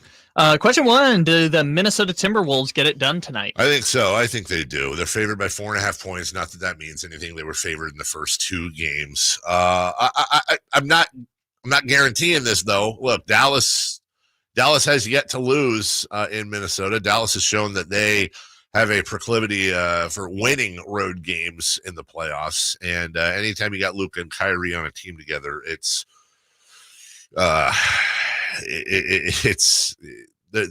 in the playoffs especially, you know that clutch shooting shouldn't be a problem. That being said, I think it's going to be an absolute raucous atmosphere. We said it before. The only team that can really compare to the Kings when it comes to NBA futility over the last 25, 30 years, however long they've been in the league, is Minnesota. Minnesota, the second longest playoff drought in the league. And this is very much like the Kings. If the Kings were in the Western Conference Finals, exactly like it. So it's going to be insane there. And I think Anthony Edwards, Karl Anthony Towns, Rudy Gobert, that's just enough. I think it's going to be a fun game. It's going to be a good game. But ultimately, I do believe the Timberwolves will force a Game 6 in Dallas. Number 2, please. Question 2. Should Ty Lue's extension ultimately help Mike Brown? Yes, it should. Not just the numbers, but setting the market, if you will. And I think Mike Brown and Ty Lue are at that same level. Remember, Mike Brown, Coach of the Year before last. We just talked about their records. We talked about their postseason experience. We talked about the differences in payroll. One thing you don't want to look like as an owner is cheap. Okay, and with the Clippers carrying a payroll $50 million bigger than Sacramento. Now I understand that LA is a bigger market. I understand that's the number 2 market in the NBA. I get that they're a big market. All right. But, hey, man, this is the NBA, dude.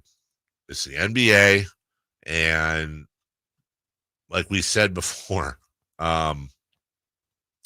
this money doesn't go towards the salary cap. You can spend it. And you're talking about basically what a rotation player makes.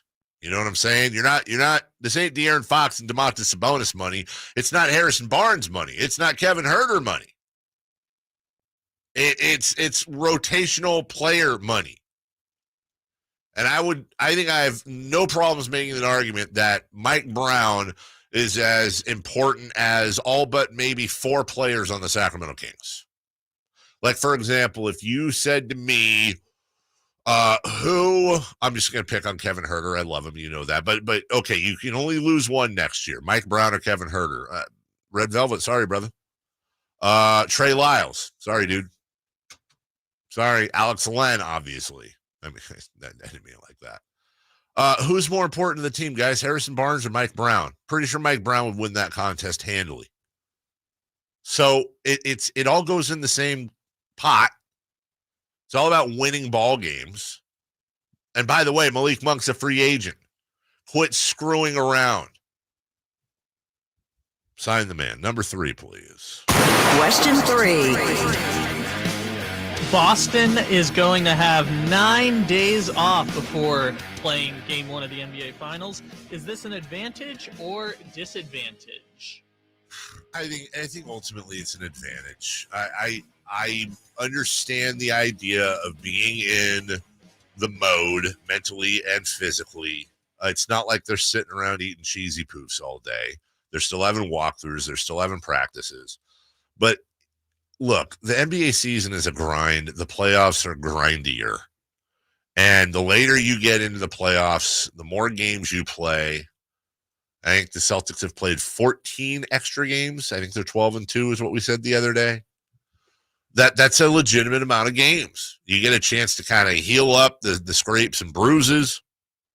Maybe somebody tweaked an ankle here, bruised a rib there, jammed a pinky there. Well, you get a chance to be, fully good to go. Kristaps Porzingis, that's a big deal, giving him more time to come back and add to what the Celtics team's doing. Meanwhile, whomever it is, Dallas or Minnesota, I mean, I would say unless Dallas wraps it up tonight, they're going to be coming off of this, they'll get a couple days of rest, but they're going to be coming off these battles they've had, these back and forths, and they're going to be going in there a little bit bloody and a little bit wounded. So, yes, maybe that game 1 will be the game where Boston's the most vulnerable because you might have some rust, but it's a 7-game series. If it's a one-off like in the NCAA tournament, maybe I'd change my mind. But based on the fact that it is a series, I'm going to say Boston not only has the advantage of being the most talented team, perhaps in the NBA, certainly has the best record, but also will now have a rest advantage that could mean quite a bit. We'll take a break. When we come back, sports business with Kelly Brothers, as we do each and every Thursday at 7:30. That's coming up. Sam Amick with a double dose at 8 a.m. as well. We got a great show planned for you. Don't go away. Jason and Chris out sick today. It's myself and Kyle Ledbetter. We'll be right back. Kevin Huerter plays here. It's Huerter. He's been hot. He fires. He's still hot. Kevin Huerter from downtown has a 15-point first quarter. Sacktown Sports is your proud home of the Sacramento Kings. Hey, it's Carmichael Dave inviting you to make the switch to electric this spring and save big with American Energy. Stay ahead of those spiking energy bills this summer with up to $9,000 in rebates on a new ultra-high efficiency comfort system. American Energy is providing huge rebates from SMUD as well as spring specials by installing one of many incredibly efficient AC options available to you right now. Get rid of those fluctuating gas bills in the winter and switch to year-round all-electric with American Energy. Let them perform a free in-home energy efficiency analysis and see where they can help you save for the warmer months ahead. These guys are the best. Been serving the greater Sacramento area since 1981. A+ from the Better Business Bureau. Learn more by calling 916-520-9990. That's 916-520-9990. Call 916-520-9990 now. The Summer Starts Here sales event is on now through Memorial Day at your Toyota dealer. Take advantage of great deals on Toyota's entire lineup of cars, trucks, and SUVs. Right now, drive into the season of fun in a new Toyota and get low 3.99% APR financing on Highlander. Or check out great lease deals on Camry, Corolla, and RAV4. Hurry, Toyota's Summer Starts Here sales event ends soon. Toyota, let's go places. Offer available on 2024 models through TFS to buyers with premium rated credit. Excludes hybrids. N6324. At Ashton & Price, we get injury victims to yes. Experience. Yes. Ashton & Price has been around for over 25 years. No more insurance companies? Yes. Our clients focus on getting better and we handle all the rest. Results? Yes. We've collected over $100 million for injury victims. No fee until we win? Yes. Our clients pay nothing until we win. Ashton & Price, the best at getting to yes. Remember, for the best advice, don't think twice. Call Ashton & Price. Contact Tax Relief Helpers for details and restrictions. Attention anyone that owes money to the IRS. The IRS has restarted aggressive enforcement actions against taxpayers who owe back taxes that were temporarily suspended for COVID. If you owe $10,000 or more, you must hear this because now is the time to clear your IRS tax debt. A special toll-free number has been established so you can stop penalty fees, avoid liens, levies, and other hostile measures by the IRS. Call Tax Relief Helpers right now at 800-934-9217. Tax Relief Helpers will provide you with the maximum protection afforded by law. I got behind on my taxes and owed $48,000. I didn't know what to do. I called and they got my bill lowered to just $3,500. I owed $87,000 in taxes and it was scary. I got the amount I owed down to just $3,500. I saved $83,500. If you owe money to the IRS, don't wait another day. Call 800-934-9217 right now before the IRS enforces liens, levies, and other aggressive measures. The call and consult are absolutely free. Call now. Call 800-934-9217. 800-934-9217. 800-934-9217. Joining us now on Sports Sense, certified financial planner Kelly Brothers. Kelly is an advisor with Cap Trust, one of the nation's largest registered investment advisors. Cap Trust counts among its clients numerous pro athletes and pro sports franchises, but most importantly serves many Northern Californians through comprehensive financial planning. Here's Kelly Brothers. I always say that all the time. Everything that guy just said, I say it constantly with all my friends. Kelly's the best. This group is the best. Good morning, Kelly Brothers. Carmichael Dave, great to talk to you again, my friend. Get well soon, Jason. Yeah. Jason and Chris were out. It's me and Kyle. It's me, it's Kyle. It's the summertime. There was no basketball yesterday. I'm always incredibly happy to have you on. Let me just say I'm extra happy today, Kelly, because boy, do we need content. I was going through isolated vocals on YouTube earlier, playing More Than a Feeling by Boston. That's where we're at right now in the sports world, Kelly. That's all right. There's nothing wrong with that. We need to do more of that, if you ask me, Dave. Just hearkening back to those. Whatever happened to Boston? Whatever. I mean, why aren't they making the rounds of the Indian casinos these days? I agree with you. Gosh, Boston should be. I don't know about it, so I'm hoping like one of them didn't suffer a tragic end or something, and I'm just ignorant to it. But I don't. That doesn't strike a chord. Yeah, you should Google Brad Delp's death. Oh, is he not with us? And see, there you go. Yeah, it's pretty tragic. And you can't duplicate Brad Delp's voice either. Although Journey did with Arnel Pineda for Steve Perry, but you always go, God, he's so good, but he's not Steve Perry. No, he's not. You can listen to him; it's hard to watch him. Because it's not Steve Perry. That's right. And if one of my kids asked me if Steve Perry came back to Journey, would that be a stadium tour? I said, absolutely. Yes. That would be a stadium tour. Yes, you're 100%. Go on for years, actually. You're 100% right. There's so much money that would be involved, but hey, some people think there's more to life than money. I don't. I do believe money buys happiness. Agreed. Well, good, because the business you're in, that would suck if you didn't. So. Inside the NBA, we still don't have the official word yet, but everything's pointing to next year being the swan song for what some say is the greatest sports studio show of all time. Well, it certainly is the greatest sports studio show of now. I actually recently, right before the Super Bowl, I watched a retrospective on the Brent Musburger, George, Irv Cross, Jimmy the Greek days, and that had to rival it. That was pretty good. Agreed. But the honesty of it, the lack of fear of criticizing people, the humor, the fact that Charles Barkley can say anything and get away with it, which is fantastic. He has Teflon like no one else, but I really think what they should probably do is just take the show and make it an independent production and put it out on streaming or sell it to the highest bidder, because they would get significant bids, not unlike what Pat McAfee did. Well, it's interesting. We had Tom Friend on last Friday, who writes for the Sports Business Journal, has been all over this. And right in the middle of the interview, or actually towards the end, it occurred to me, Kelly, there's nothing saying, and just in case people don't understand, the reason why we wouldn't say like, oh, just take it and have it go to NBC is that Ernie Johnson is a longtime Turner employee. He said he's not going to leave Turner Sports, not doing it. Not even it's a non-starter. And without Ernie Johnson, that show as we know it doesn't exist. So my thought, Kelly, was if I'm TNT, there's nothing saying they can't do inside the NBA, whether they have highlights or not. We are trained as an audience these days to flip here, flip there, do whatever. There's nothing preventing them from, let's say NBC has the rights, or Amazon or whomever, that they're showing their Tuesday, Thursday regular game.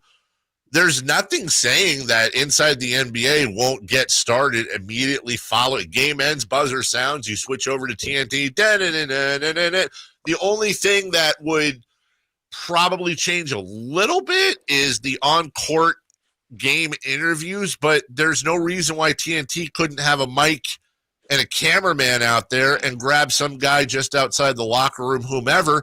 I was thinking, well, save yourself. If you're screwed out of the billions of dollars that you would pay anyways, why not just run the show independently? Like, kind of like what you just said, but just keep it on TNT.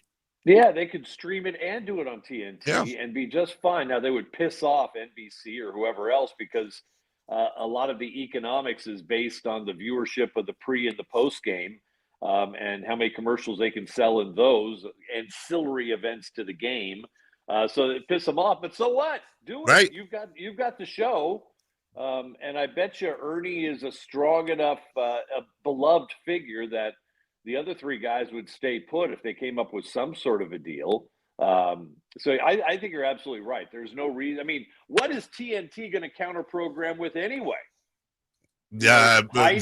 Spicoli and Isles or whatever the hell that show is. Yeah. Now I would have watched that. Whatever the ninth season of hey Kyle, what's the show that always is on TNT? The Witches with the 90210 girl.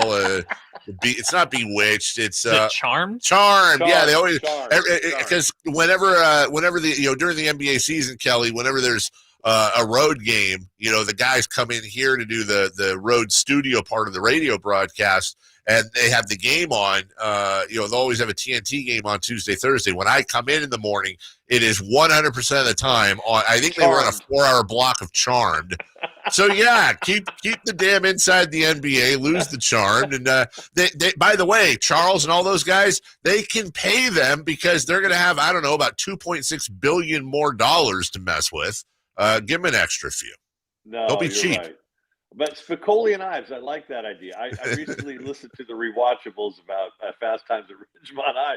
I didn't know that his was originally a bit part, but every scene he was completely crushing. So they doubled how much Spicoli we got in Fast Times at Ridgemont High. They even made up stuff because they just wanted more Spicoli in the movie. And it's funny how that works along, and the fact that they had, I can't remember, I want to say there were 3 Oscar winners in Fast Times. Obviously, Sean Penn, Forrest Whitaker. I thought there was 4 of them. I think Nick Cage, that's right. And then now I can't think of the 4th.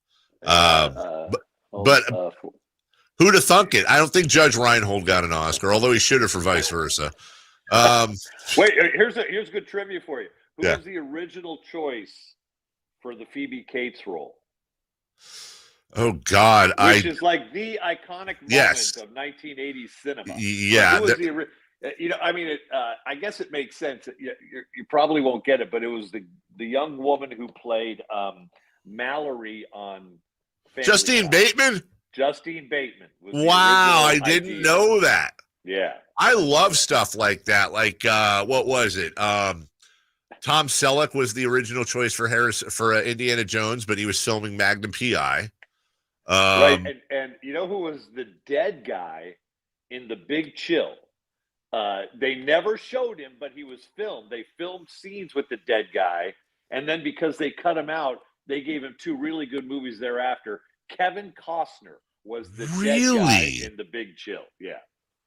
Yeah, see, I could eat all that up, man. I know. I love that trip. Who played what? How different it would have been, if they'd put someone else in there, and just dumb luck. Same thing with Pretty Woman. Who I can't remember who was going to be the star and take Richard Gere's spot, but it would have been a completely different movie. How about John Travolta as Forrest Gump? That almost happened. Wouldn't have happened. Yeah. I hope the inside the NBA sticks around. It's good TV. I hate to say it, but NBC couldn't replicate it. No, they could. They could come up with a good show. There's other shows out there. There's talent and all that, but this is unique. And let me ask you this, Dave. You know this stuff better than I. Why the heck did they get rid of Jeff Van Gundy? Because I love Dolores. JJ Redick, I don't get. He doesn't add a whole lot, but sure. Why? I mean, how did you?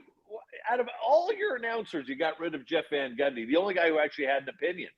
Yeah, I don't. It's never really come out as to why, but I'll give you my guess, and I'm not going to take credit for it. This has been written about before, and this has been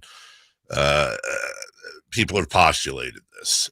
Jeff Van Gundy, in the last year of his deal, and really kind of historically towards the last couple 3 years, as you know, Jeff Van Gundy is a longtime coach in the NBA. You remember him grabbing onto Alonzo Mourning's ankles, and with the Heat and the Knicks and all that. But Jeff was getting overly critical of officials in his analysis, and that's perfectly normal and fine and acceptable. But Jeff would really kind of go into it and certain officials and agendas and really kind of, and again, I'm not agreeing or disagreeing. I'm just saying the thought here is that in the NBA's opinion, the number one broadcast team and their partner with these negotiations coming up, and I don't think it's a coincidence that this happened last year with negotiations happening.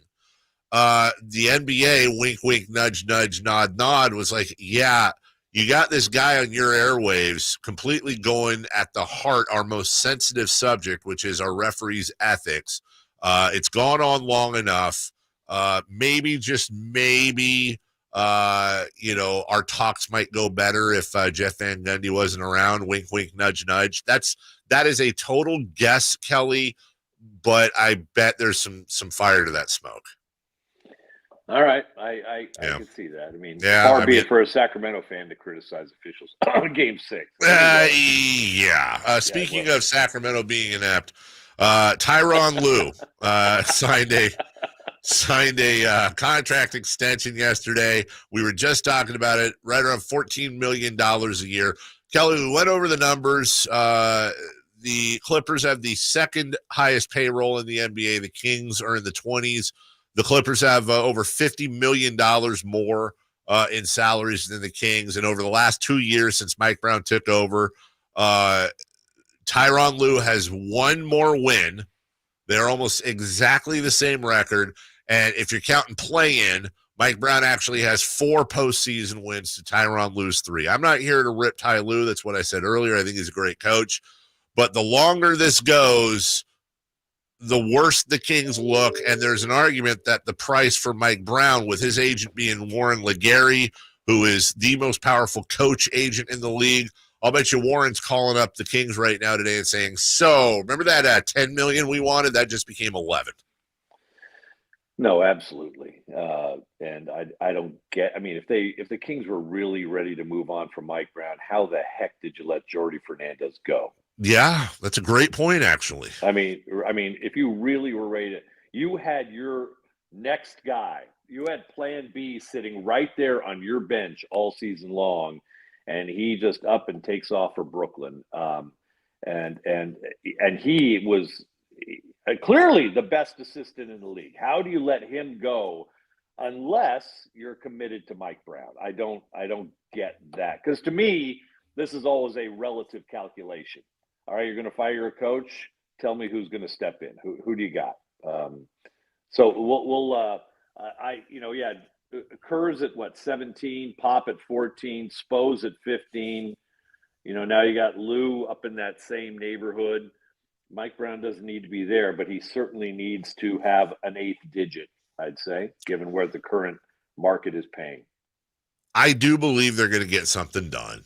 I know one of the if in the world of negotiations for the Sacramento Kings, if there's a closer, if we're talking baseball now, if there's a closer when it comes to negotiations, I know that person was out of town and is now back, and that person generally gets things done very quickly and very properly.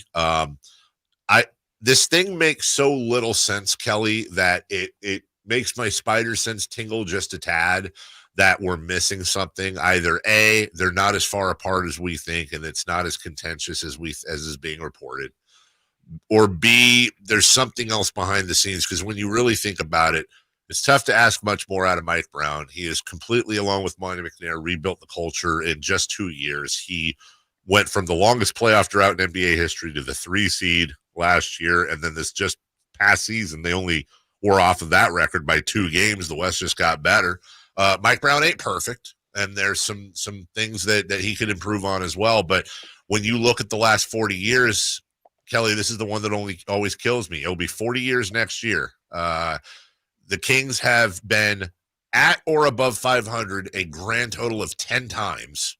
8 of those with Rick Adelman, who did it all 8 years, and 2 of those with Mike Brown, who's done it all 2 years. No other coach has even had this team at 500, and Mike Brown's the only one other than Rick Adelman to do it. You pay the guy, shut up and write the check. No, I know, and Mike has played the cards he's been dealt. I mean, I look at the Pacers and I say, what's the difference between the Pacers and the Kings? And in my mind, the difference is the Pacers went out and got Pascal Siakam at the deadline. Yes, that took them from 2 stars to 3. We had 2.5, and then Malik went down, so we only had 2, and we were done. Especially given our inexplicable inability to come anywhere close to the New Orleans Pelicans. But it was, but I mean, so he's got to play the cards he's dealt. And let's face it, Sacramento did not improve year over year in terms of personnel. Yeah, imagine, it's a great point, Kelly. Imagine if the Kings had Pascal Siakam instead of the Pacers. I have a feeling they would have done a little bit more damage in the playoffs. I would hope so, but I hope they sign Coach. I think they will. I think they will. And I've heard from people that he's very respected by the players. So, but you're right. We have such a spotty history. Let's take our winner and ride it. By the way, and you'll love this because you're the money guy, back when there is something to kind of a civic responsibility. I was trying to make this kind of curveball point that when Vivek and friends bought the team back in 2012, they bought it for, I think, $535 million. And I want to say Vivek's, we never know what the check was, but I know it was under $100 million is what he took the team over for. That was the check he personally wrote. And you look at the team now is worth around $3 billion if they sold it today. That's 6x in 10 years. And part of that value is the Golden One Center, which is a public-private partnership. But the city, although obviously is getting, and the city is winning off of this deal too when you look at the surrounding development, et cetera, et cetera. But when you look at it, there is almost a responsibility on the part of the Sacramento Kings to spend a little bit of money and keep this team competitive. Over in England, as I've learned, they often will refer to owners of teams as the caretaker, that they are the caretaker of a public interest that is almost a religious type of fervor surrounding the team. And it is the chairman or owner's job to leave the team in a better place than when they got it. Now, I ain't going to rip Vivek here all day. Look, he's done a phenomenal job when it comes to just about everything involving this team. And he's finally getting past a lot of the PR stumbles that happened that every new owner goes through. But Kelly, doesn't this just seem like something that's unnecessary? And really, it makes the Kings look cheap. Yeah. In our world, we would call them fiduciaries. You are in charge to make sure you put your team ahead of your own book. And the fear for Vivek, who has turned the corner. Let's face it. Given everything, but the fear is if you lose Mike Brown, people start wondering, okay, that was just a blip on the radar screen. We're going back to the Vivek of 3 years ago, who at that time was overseeing the most feudal professional sports franchise in the country in terms of playoff appearances. And that was true. And it wasn't all on him. That goes back to the Maloofs as well. But you don't want people thinking the last 3 years were a mirage and, oh, now we're getting the real ownership group. No, Right. you want to ride what you got. So I know you're up against the clock, my friend. So I will just say adios to you and your father, and we'll look forward to talking next week. I appreciate it, Kelly. Thanks so much. And he's listening right now. We've been texting back and forth. You know your audience quite a bit. And thank you for giving me some extended content today. Always great talking with you, my brother. Take care, buddy. Bye. All right, you too. Kelly brings up, it's a good conversation. And I want to back up and just be really clear. I think it's really easy to, kill ownership these days. Let me say this. I think Vivek's a great owner. I think he's made stumbles just like everyone else. It's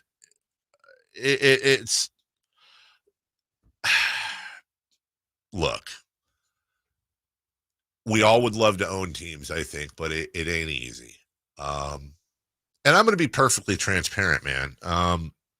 One of the things this whole England project on this, it's actually, I think, made me a better sports host because I've seen the inside of how ownership works, not as a media member, but as somebody really closely involved with the owner of a team with a fan base that is just as big and passionate as the Sacramento Kings fan base. So being on that side and seeing, oh, well, this happened and that's what the papers are writing about over there, but what they don't know is, and oh, we can't ever share that because of this guy or this agent or this relationship. Like there's all kinds of stuff that happen all the time where you've got team officials that kind of have their hands tied behind their back from a public standpoint, because it doesn't behoove them strategically or ethically to say something. They'd be throwing somebody under the bus and creating a whole new thing. So a lot of times they just have to shut up and take it. And that's hard to do. So I think it has made me a little more sympathetic at times to ownership because I've seen firsthand some of the challenges from the public. But ownership should always serve the public. You are a public servant and a caretaker when you take over a team. I think Vivek, speaking very frankly, I think he came out of the box like every other owner and stumbled around quite a bit. I think that he has shown and stepped up with the best intentions, even when things didn't work out. I really do think he loves this city and wants to do good by it. I really admire that he's at every game, just about every game, unless he's going on business. He ain't on his phone. He's sitting courtside watching the game. He is a fan. You can't duplicate that. He's a legit true blue fan of this team. So I do think, and we'll talk to Sam about this at the top of the hour, but it does give me pause because I don't know the whole story. So it doesn't make logical sense to me that over a couple $1 million a year and a year or two of an extension, whatever it may be, that the Kings and Vivek would want the type of PR hit they're getting locally and around the league. Knowing that Malik Monk's a free agent, knowing that this is a big offseason. So I'm holding back venom and presenting sides, but also with the ignorance involved here. I don't want to be irresponsible, and I don't want to completely steamroll the Kings in ownership when I truly don't know, nor do you, nor does anybody reporting on this one. Again, we'll ask Sam at 8. Do I think Mike Brown's asking for $30 million over 8 years? No, I don't. Obviously, that's an exaggeration, but goodness gracious. Just get it done. We'll take a break. When we come back, Sam Amick will join us right after this. Subscribe to Sacktown Sports on YouTube and watch the Carmichael Dave Show with Jason Ross, Stiles and Watkins, and the Drive Guys. Live Monday through Friday from 6 to 6. Plus view archive shows and exclusive content. Subscribe at youtube.com/Sacktown Sports. Hey everyone, it's Ted from Consumer Cellular, the guy in the orange sweater, and this is your wake-up call. If you're paying too much for wireless service, you don't have to keep having that nightmare. Consumer Cellular has the same fast, reliable coverage as the leading carriers for up to half the cost. So why keep spending more than you have to? Seriously, wake up and call 1-888-FREEDOM or visit consumercellular.com. Savings based on cost of Consumer Cellular single line 1, 5, and 10 gig data plans with unlimited talk and text compared to lowest cost single line postpaid unlimited talk, text, and data plans offered by T-Mobile and Verizon January 2024. Getting quality employees to fill positions in your company is essential, but finding those people can be a major hassle unless you use ZipRecruiter. ZipRecruiter makes finding quality people a breeze. ZipRecruiter's advanced technology identifies candidates with the right skills, sends you great matches, then you can easily invite them to apply. 4 out of 5 employers who post on ZipRecruiter get a quality candidate within the first day. See for yourself. Go to ZipRecruiter.com/free to try ZipRecruiter for free. That's ZipRecruiter.com/free. Seems like all this artificial intelligence stuff stirs up the age-old debate of man versus machine. Hi, it's Dan from the Good Feet store, and let me ask you, would you let a robot cut your hair?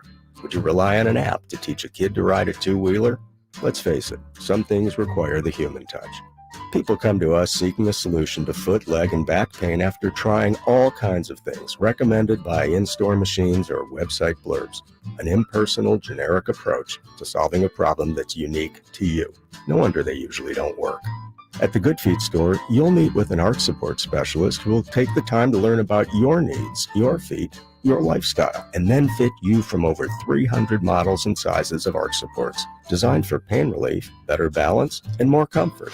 Do you have sore feet, an aching back, or plantar fasciitis? Then get to the Good Feet store nearest you for your free arch support fitting. Good Feet arch supports are only available at the Good Feet store.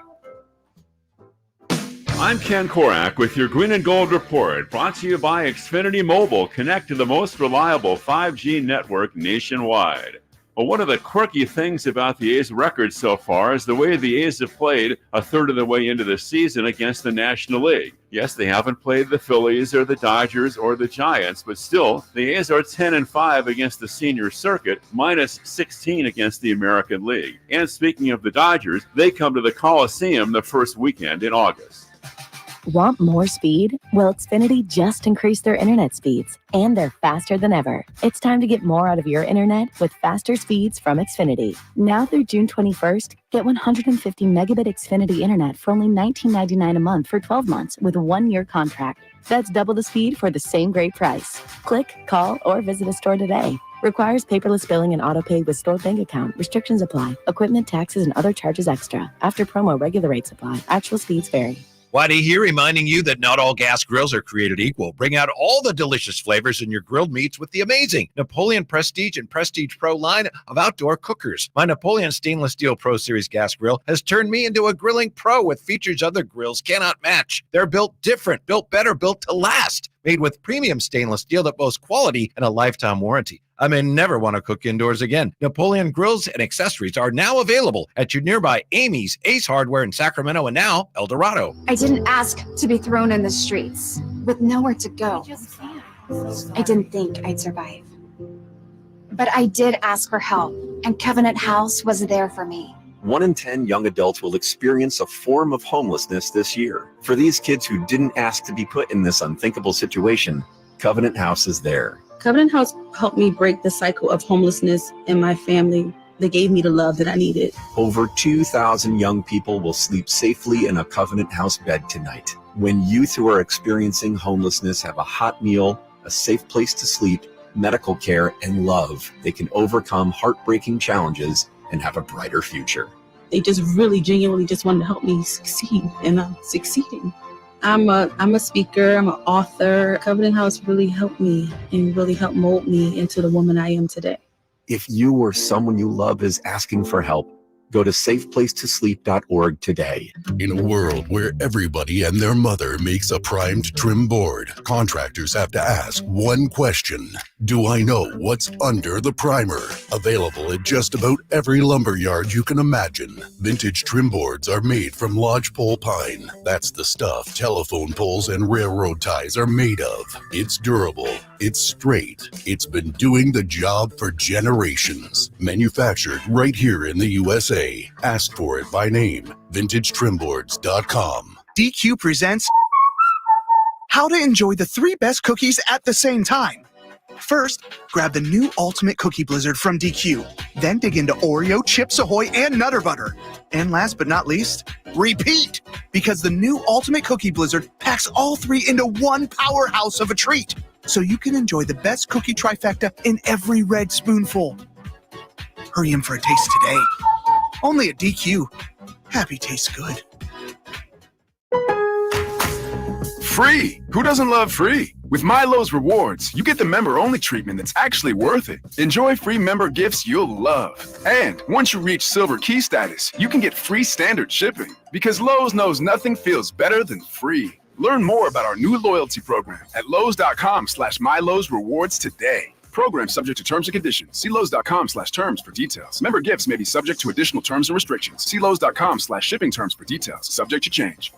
Hey, it's Carmichael Dave for my good friends at American Energy. Now, I've told you this before, but this is what we call extending a good deal. Right now, American Energy Heat and Air is offering an HVAC diagnostic for $99. Oh, wait, I'm sorry. Never mind. They're offering it free. It's a $99 value, but you get it for $0. Let the American Energy team test your system connections and all the moving parts of that system to ensure that it's functioning properly.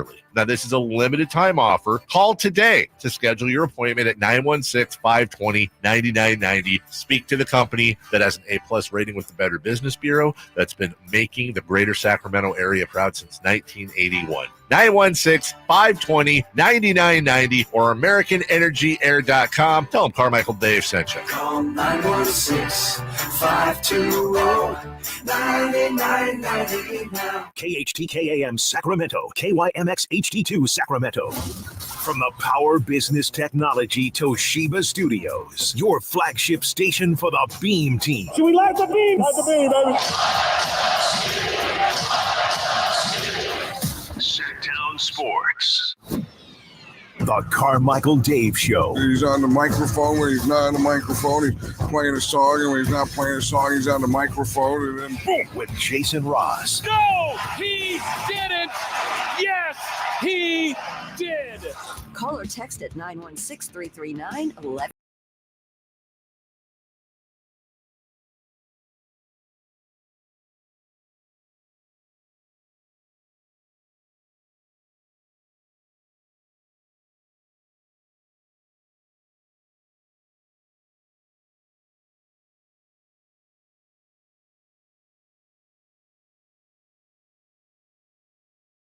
We can do like Saturdays or Sundays with Sam. I like the alliteration there, but we'll settle for Thursdays with Sam as he joins us, Sam Amick, each and every Thursday at 8 a.m. for a special NBA conversation. Senior NBA writer with The Athletic, and as I just spoke to him off air, he's on his way out the door, trying to get to shoot around. So we get to, as always, visualize for those of you watching on YouTube, Sam Amick walking to Target Center. Good morning, Sam. Good morning, Dave. Now, this week we're going for the full Monty, although that was about 10 minutes ago. We're tying shoes. We're getting out of careful there. Room. Yeah, exactly. Careful on the live view. I don't know what that would do to ratings, but I think we'd get a few GIFs and memes out of it. How is lovely Minneapolis? It's good. Although, was that not? I wasn't convincing. It's good. It's fine. Well, I say that because I'm now taking stock and making sure I have everything I need. Room key, check. Oh, all right, we're good. Hey, are you going to wear that? Just going to shoot around, man. Okay. Jeez. No, that's just one. I always say that to my wife. It's one of my favorite. You should try it sometime with them. It's a I'm really. sure that would go well. It always goes when we're on our way somewhere. I'm like, oh, you're wearing that, and then I'll just pause and wait for the look, and then it's never funny to. It's never funny to her, Sam. So yes, Minnie's good. But admittedly, again, I always try to qualify stuff. First world problems. But this is the part of the playoff series where, it's nice when you have a few days. If you're going to be traveling, to have a few days in the city, and now all of a sudden, it's the kind of fast and furious portion where, get in on the later side yesterday, and then game tonight, and then you're waiting to see, am I booking a flight home? Am we going back to Dallas? So a little more hectic, but all is well. The weather's beautiful, so no complaints there. Wait, so they're bitching about nothing? Weren't they saying it was snowing or something there and inside the NBA? Is that fake news? That I hate that expression, but I will call that inaccurate news. Inaccurate news, alternative fact. fact. You're now helping me get more steps in. I would normally take the elevator. Now we're going down the stairs from the floor. Hey, buddy. Look at you, keeping me healthy. Keep your svelte figure. You got to be on your toes, dude. Look at you. Trying. Yeah, go ahead. Yeah, the weather's nice. Weather's nice. Dallas. This is not the Weather Channel, but Dallas was kind of crazy. There were tornado warnings and trees pulled out of the ground, and I think some casualties in the area, sadly. So a little bit better out here. I just heard it was super hot and humid there. I didn't know about any of that stuff. Hey, you know what? We should just spend the rest of the show talking about different NBA cities and their weather. That'd go over well. All right, let's get to it, my friend. Well, yeah. So Ty Lue, been talking a lot about this. His extension right around 14 mil. And I wanted, as I said before you came on, and I'll say it with you on, I want to have this conversation with obviously not being disrespectful to Ty Lue, who I think is an excellent coach and he deserves every penny. But when you look at the numbers with Mike Brown has, over the last 2 years since he took over the Kings, he has one less regular season win. He has one more postseason win if you count the play-in, 3-3 if you count playoffs. The Clippers have $50 million more in payroll. So my goal here is, my point, Sam, is not in any way to disrespect Ty Lue. It's more to the point of, what are we doing with Mike Brown? Well, I mean, the obvious, and I'll try to play with the mic so it's not too loud, but the obvious difference is that Ty has a championship on his resume. So I know it didn't happen with the Clippers, but when you win a title, that puts you in a different category. So that matters. So, if only Mike Brown's Cavaliers had found a way to beat San Antonio all those years ago, then, then he would be in that category, but he is not. Beyond that, you have an owner in Steve Ballmer who is far and away the richest in the NBA. It's not even close for the Clippers. That comes to mind. The way they run their organization, it's funny, it has not yielded the results that they hope for. They have not won a title and really haven't been all that close. But whether it's front office, coaches, they're widely known to spend on a level that others do not. They have several front office executives, for example, who, roughly speaking, make, like money that qualifies as GM money elsewhere. So, it's a little bit different with the Clippers.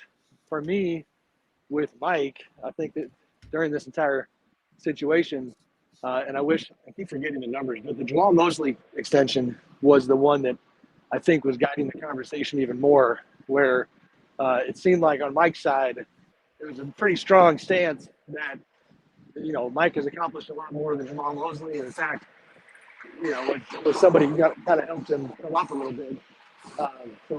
It's not great. It's what Anthony Slater and I wrote about a few months ago, which is if they mess around and don't get this done, it could be a distraction. And so far, it's starting to kind of line up that way.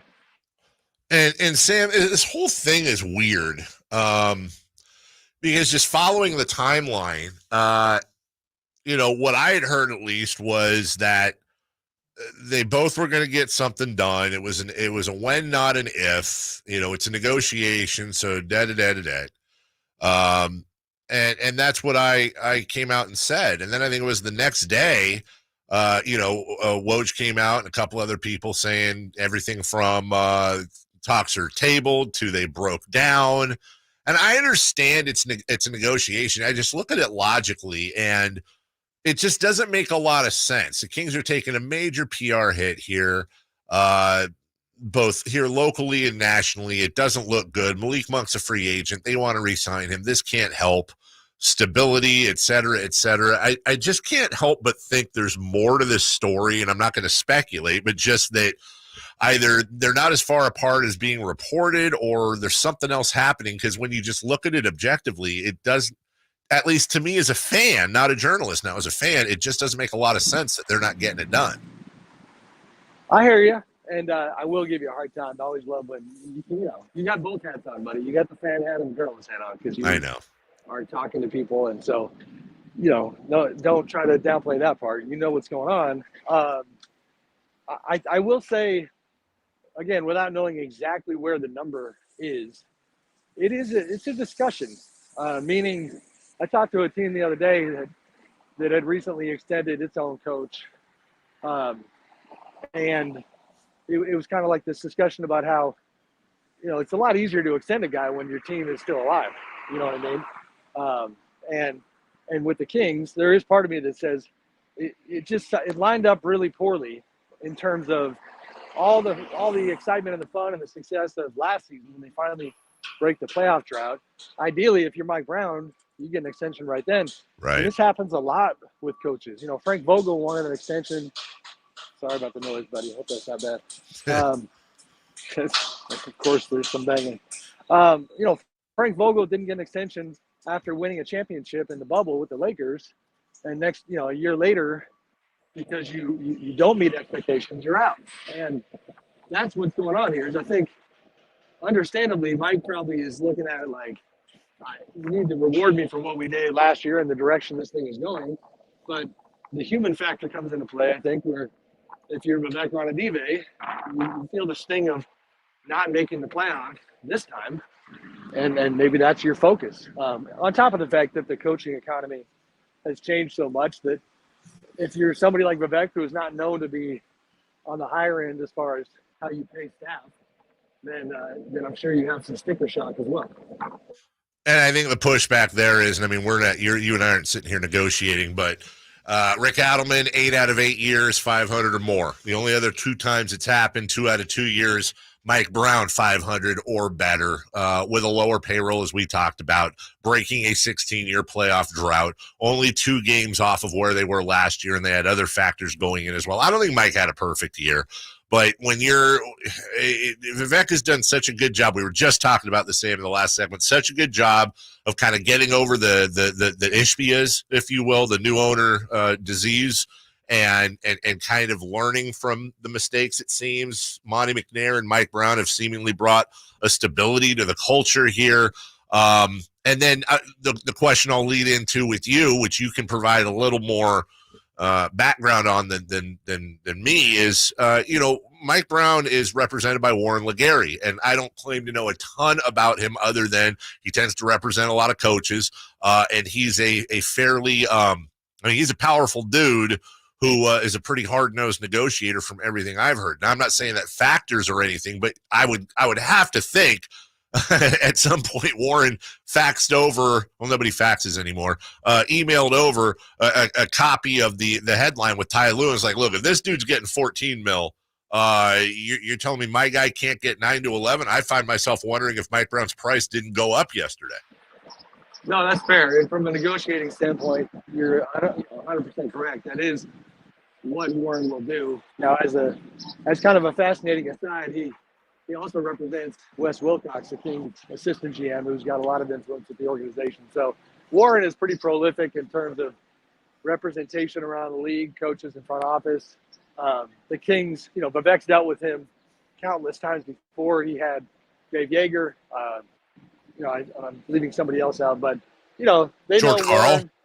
Yeah, he had George. Yeah, and that was like, that part always makes me laugh. You run into these back-to-back things where once Warren knew that one guy was toast and there was no coming back, then he's got another candidate waiting for you. Right. But he's good at his job. So I don't know. We'll see where it goes. Yeah, I think the Ty Lue contract, of course, it becomes part of the conversation. Like Mike Brown and Warren don't care that Steve Ballmer's got more money than God. That's not how this works. They just set the market again. And on top of that, you got Greg Popovich. I know that's Pop, 6 titles, legend. But, his number, I think, is around 15. Yeah. So, yeah, I mean, I agree. The waiting game might ultimately cost us extra money. Well, and last thing I'll say on that, and I might be reading way too much into it. I haven't gotten specific on this. You'll know what I'm talking about, though, is that in negotiations, if the negotiating team for the Sacramento Kings had a closer like in baseball, as I understand, that closer just got back in town. So it does kind of make me wonder if maybe things don't pick up here fairly quickly and get done. You know what I mean? I do, but I also had somebody say hello, so I got distracted. Who's the closer in the scenario? I'm saying if the Sacramento Kings negotiation team had a closer, I believe that closer just got back in town a couple days ago. And so I might be overthinking it, but maybe things pick back up here real quick when the relief pitcher gets on the mound. You know what I mean? Are you speaking in code, or are we talking about? I'm speaking in code. I'm speaking in I just want to know who the hell you're talking about. Is that Monty? Is that, No, come on. You know who I'm talking about. It's not Monty. On which side of the table? You got the right, on the Kings side of the table. You got the right first letter. Got you. Yes. Wow. Way to go, buddy. All yeah. right. Thanks, Sam. Yeah. Great job on that. All right. Hey, can I have an A? Can I have an A? Can I have a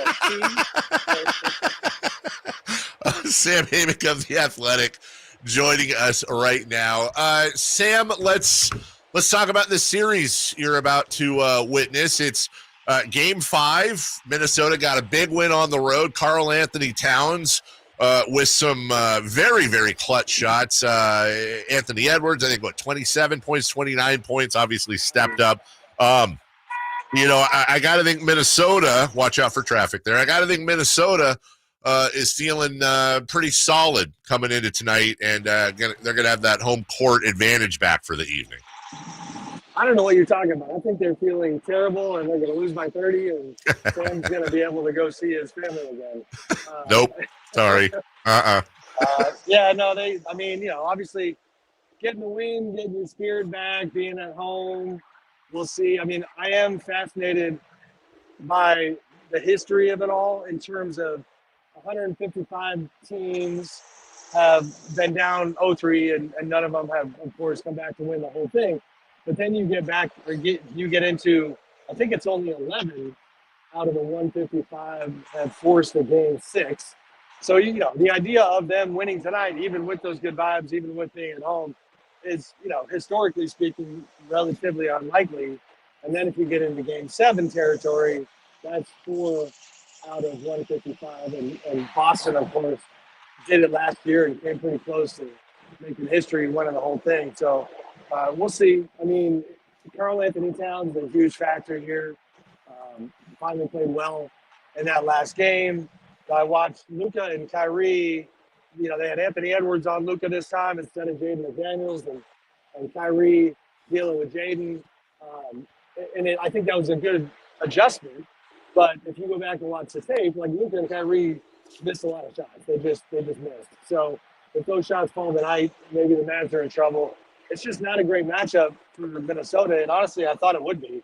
I thought that their perimeter defense was going to be enough to slow these guys down. And one thing I've learned is that we continue to underestimate how big of a human being Luka Doncic is. Yeah. Because, like, Jaden McDaniels is so long, and he's slight of frame, but he's a big guy. And Luka just had no problem going wherever he wanted, with Jaden on him and bodying him around. And then even the Edwards move, Edwards been more effective. But if you watch that tape, I mean, Edwards is a big boy. And Luka has, again, more of a hard time against him, but it's not a daunting matchup. He's just a massive guy. And I think sometimes we forget that part. Sam Amick joining us, and we apologize for the audio. It's not Sam's fault. He's walking right now to shoot around, which starts in about 12 minutes, right about when we wrap up. So if you're hearing the audio kind of come in and out just at times, it's because Sam is en route. But for you YouTube viewers, you get a nice view of the. Well, here's what you get. We're stuck. There's a truck going into the arena. So naturally, I'm being told to wait by this incredibly loud truck. So, yeah, apologies to you listeners. So let me ask you about Boston for a second. They've got 9 days off before they take on either. Oh no, Sam, I'm sorry, I got sidetracked. Let me go back. I apologize. I want to go back to Mavs, Timberwolves. You know, we talk about you mentioned Luka. We talk about Luka, Kyrie, Cat, Ant, Rudy, blah blah blah. I mean, you'd have to go way down the list to get to Derek Lively, who has been upgraded. He missed game 3. He took that horrible knee to the head. He's now been upgraded for game 5. Are we underrating a little bit just how much he means to this Mavs team? I mean, some people might, but you're dead on about how important he is. It's incredible. What's funny about that is you go back to last year, and I was one of the many people being critical of them. They basically tanked the last few games of the year to hold on to their pick. That ends up being Derek Lively. You know, and as a quick commentary on the macro Mavericks experience here, like, they just have had the golden touch for about 18 months. The Kyrie deal turns out better than people thought. They get Lively because they tank. They give up on Grant Williams and go get P.J. Washington and Daniel Gafford. And so, yeah, all these different moves coming together, the puzzle pieces fit. And Lively is just a fantastic young player. His plus minus, which I know everybody's always throwing on, is through the roof. I want to say best on the team. It is the best on the team. Yeah. So it's his, rim defense is threat as a rim runner. And, he's massive. So they kind of hurt him in the last game, and we'll see what tonight looks like. Now I'll ask you about Boston. 9 days off. I said it again. 9 days off. Sam, just again, I know this isn't a journalism question, but in your experience, is that much time off, especially deep in the playoffs, is that more of an advantage or disadvantage, would you think? It depends on your team's scenario. If you're the Celtics and you got a guy in Kristaps Porzingis who you're trying to get back, then it's great because it's all rehab. Even the team's medical staff, sometimes we forget, if they got games, then, they're having to juggle with every player in addition to the guy who's recovering. Right now, guys can probably, you can allocate more resources to Porzingis, more attention. So it's ideal for Boston. And, you look at a team like Dallas where Luka, despite his youth, has kind of on the physical side, it's like he's 35 years old. Every game you're just wondering how healthy is he, where is he at? He's got the knee, he's got the ankle, all these different things. You look out there and he's got blood coming through the knee brace, like he's an old guy playing pickup. So I think all miles are tough on Luka. So the Mavs would be best served to get this thing done.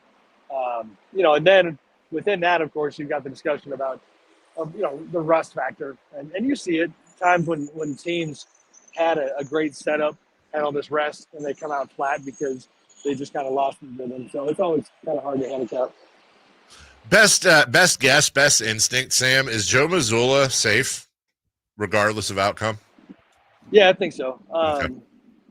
Brad Stevens, the head of the Celtics front office, obviously former coach. And even culturally before that, Danny Ainge, before he left, and, Wick Grousbeck, the Celtics owner, they have typically been one of those Spurs-type teams that has a pretty long runway for their coaches. And you see the kind of the butterfly effect of that all over the league. Sam Presti in Oklahoma City is a Spurs protege, and he's got a long leash with his coaches. So with Joe, yeah, I think he's fine. But that being said, it's funny, earlier in the year, I wrote something about how it was time to bust for the Celtics and wrote it in a way that was like, as if I was breaking news, and obviously I wasn't. And somebody from the Celtics had shot me a note. It was just like, hey, buddy, that's how it is every year with us. Like, that's who they are. So, yeah, I think Joe's fine, but there is certainly a lot of pressure to win. And then I'll give you a best guess question again as well. I know you have big connections with the team, but you've been busy covering the playoffs. Do you agree with the groupthink that J.J. Redick is the large favorite to land the Lakers head coaching job?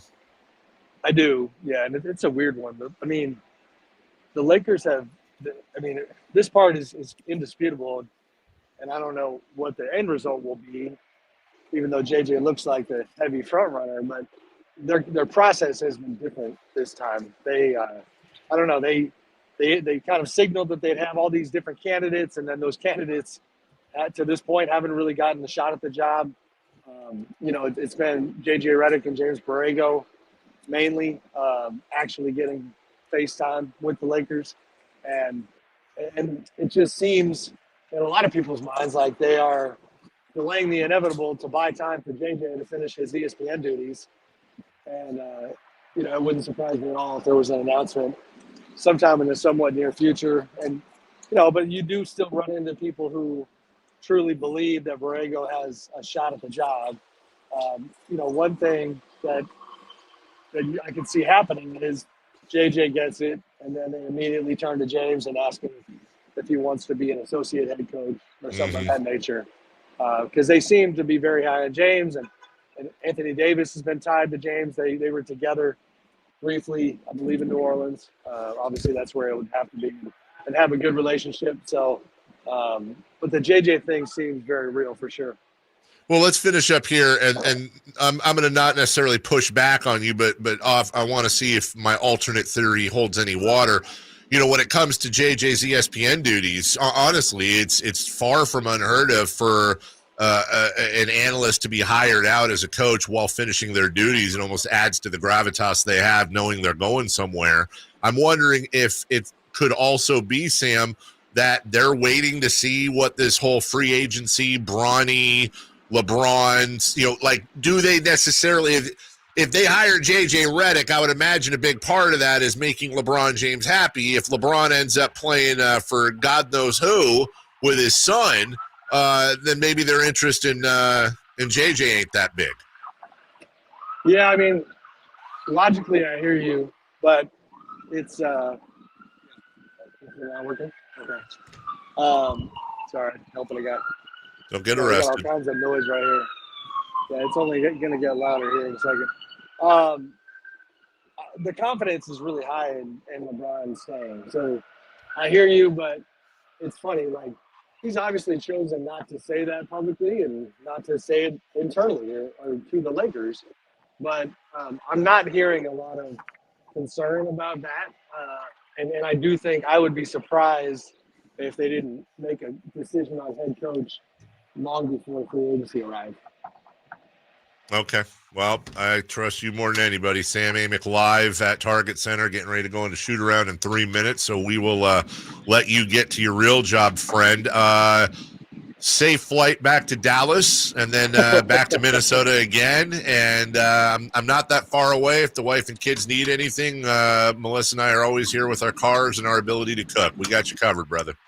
I appreciate you. And shout out to our friend Jody Bacon, who just texted me. She's enjoying all the background noise.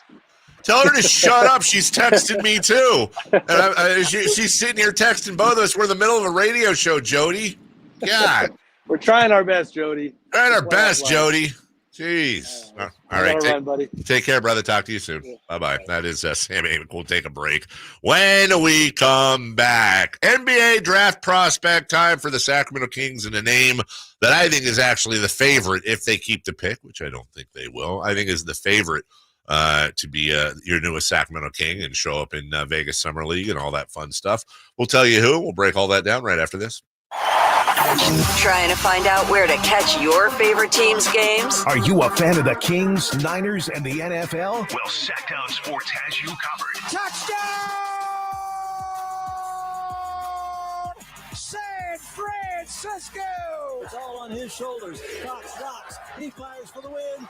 He's got the triple. Catch all your Kings, Niners, and NFL games all year long on Sacktown Sports and SacktownSports.com. Contact Tax Relief Helpers for details and restrictions. Attention anyone that owes money to the IRS. The IRS has restarted aggressive enforcement actions against taxpayers who owe back taxes that were temporarily suspended for COVID. If you owe $10,000 or more, you must hear this because now is the time to clear your IRS tax debt. A special toll-free number has been established so you can stop penalty fees, avoid liens, levies, and other hostile measures by the IRS. Call Tax Relief Helpers right now at 800-934-9217. Tax Relief Helpers will provide you with the maximum protection afforded by law. I got behind on my taxes and owed $48,000. I didn't know what to do. I called and they got my bill lowered to just $3,500. I owed $87,000 in taxes and it was scary. I got the amount I owed down to just $3,500. I saved $83,500. If you owe money to the IRS, don't wait another day. Call 800-934-9217 right now before the IRS enforces liens, levies, and other aggressive measures. The call and consult are absolutely free. Call now. Call 800-934-9217. 800-934-9217. 800-934-9217. Hey there, you and aisle 2. I see you by the fiber and laxatives. You still using those to manage your constipation with belly pain? If your symptoms keep coming back, you may have irritable bowel syndrome with constipation, or IBS-C. So you may need more than over-the-counter treatments to manage it. Ask your doctor about how Linzess can help you get ahead of it. Linzess linaclotide is a prescription medicine that treats IBS-C in adults. It's not a laxative. It's a once-daily pill that helps you get ahead of your symptoms. It's proven to help you have more frequent and complete bowel movements and helps relieve overall abdominal symptoms, belly pain, discomfort, and bloating. These symptoms were studied in combination, not individually. Do not give Linzess to children less than 2. It may harm them. Do not take Linzess if you have a bowel blockage. Get immediate help if you develop unusual or severe stomach pain, especially with bloody or black stools. The most common side effect is diarrhea, sometimes severe. If it's severe, stop taking Linzess and call your doctor right away. Other side effects include gas, stomach area pain, and swelling. Learn more at linzess.com or call 1-800-LINZESS. Maida Chevy saves you $12,000 off MSRP on every new half-ton Silverado LT 5.3 liter in stock after rebates. Always 5 to choose from. Exclusive, all in-stock pricing at MaidaChevy.com. Together, let's drive. See dealer for details. N6324. The Arnold Law Firm has seen how an injury can turn anyone's life upside down. Whether it's a slip and fall, a car accident, or any other kind of injury. For almost 50 years, the Arnold Law Firm has been here to help you through the entire process to protect you and your family. If you are ever injured or in an accident, call the Arnold Law Firm. The Arnold Law Firm, providing real justice for you since 1975. Call 916-777-7777. That's 916-777-7777. Increase leads and get more customers. We create tailored digital marketing strategies that deliver results. On your next campaign, aim higher. Go to aimyourdigital.com and get started today. aimyourdigital.com. So here's a fact. 85% of the population will suffer from foot pain in their lifetime. That's almost everyone. So you'd think there'd be plenty of healthy long-term remedies, but there just aren't. Right? Hi, I'm Dan from the Good Feet store. You know, people come in all the time sharing the same frustrating story. Bought this, tried that, been there, done whatever, all different kinds of things, but all with a similar result. Nothing. A discouraging and endless cycle of disappointment. If this rings a bell, don't despair. There is hope. If you think you've tried everything, you probably haven't tried Good Feet arch supports from the Good Feet store. They're designed to relieve, even eliminate, the pain commonly caused by certain foot conditions like plantar fasciitis, bunions, flat feet, and others. Plus, provide better balance and increased comfort. Do you have sore feet, an aching back, or plantar fasciitis? Then get to the Good Feet store nearest you for your free arch support fitting. Good Feet arch supports are only available at the Good Feet store. Sacramento, Dirk Bentley is coming to town. Hey y'all, this is Dirk Bentley. Saturday, September 28th at Heart Health Park at Cal Expo for Country in the Park 2. And he's bringing some friends. This is Family. Take my hand, let me make you mine. Paige Dasha, Kelsey Hart, and more. Saturday, September 28th at Heart Health Park at Cal Expo. Get your tickets before they sell out at CITPFest.com. Brought to you by Coors Light. Giants are grown at Sutter Health Park. The Sacramento Rivercats continue to fast-track talent to San Francisco, and there's more on the way. See them all in Sacktown first. The Rivercats are home now through next Sunday. Grab your tickets at rivercats.com.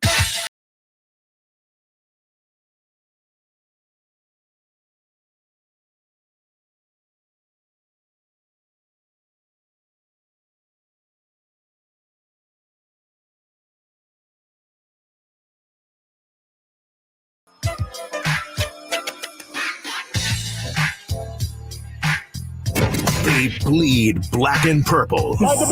It's the Carmichael Dave Show with Jason Ross on your local sports leader, Sacktown Sports.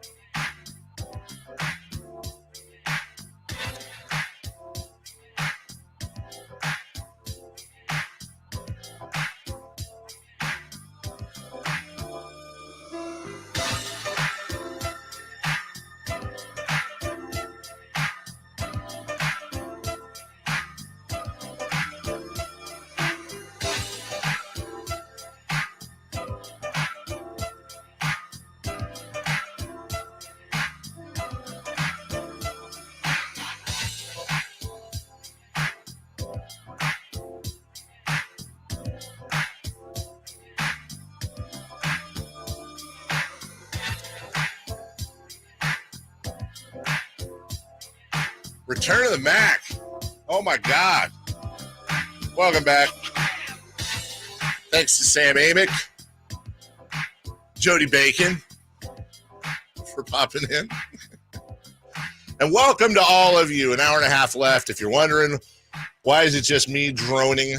That's because our poor Jason Ross has caught the stuff. He and his lovely wife and son are all going through it, and we certainly wish them all the best. I'm not saying we need to do the Ferris Bueller thing with the Save Jason balloon or anything. They're fine, but they're not feeling great. I was texting with him, and he'll be back at least via video as soon as he can, and whenever that is, it's whenever. Chris is also out. When it rains, it pours.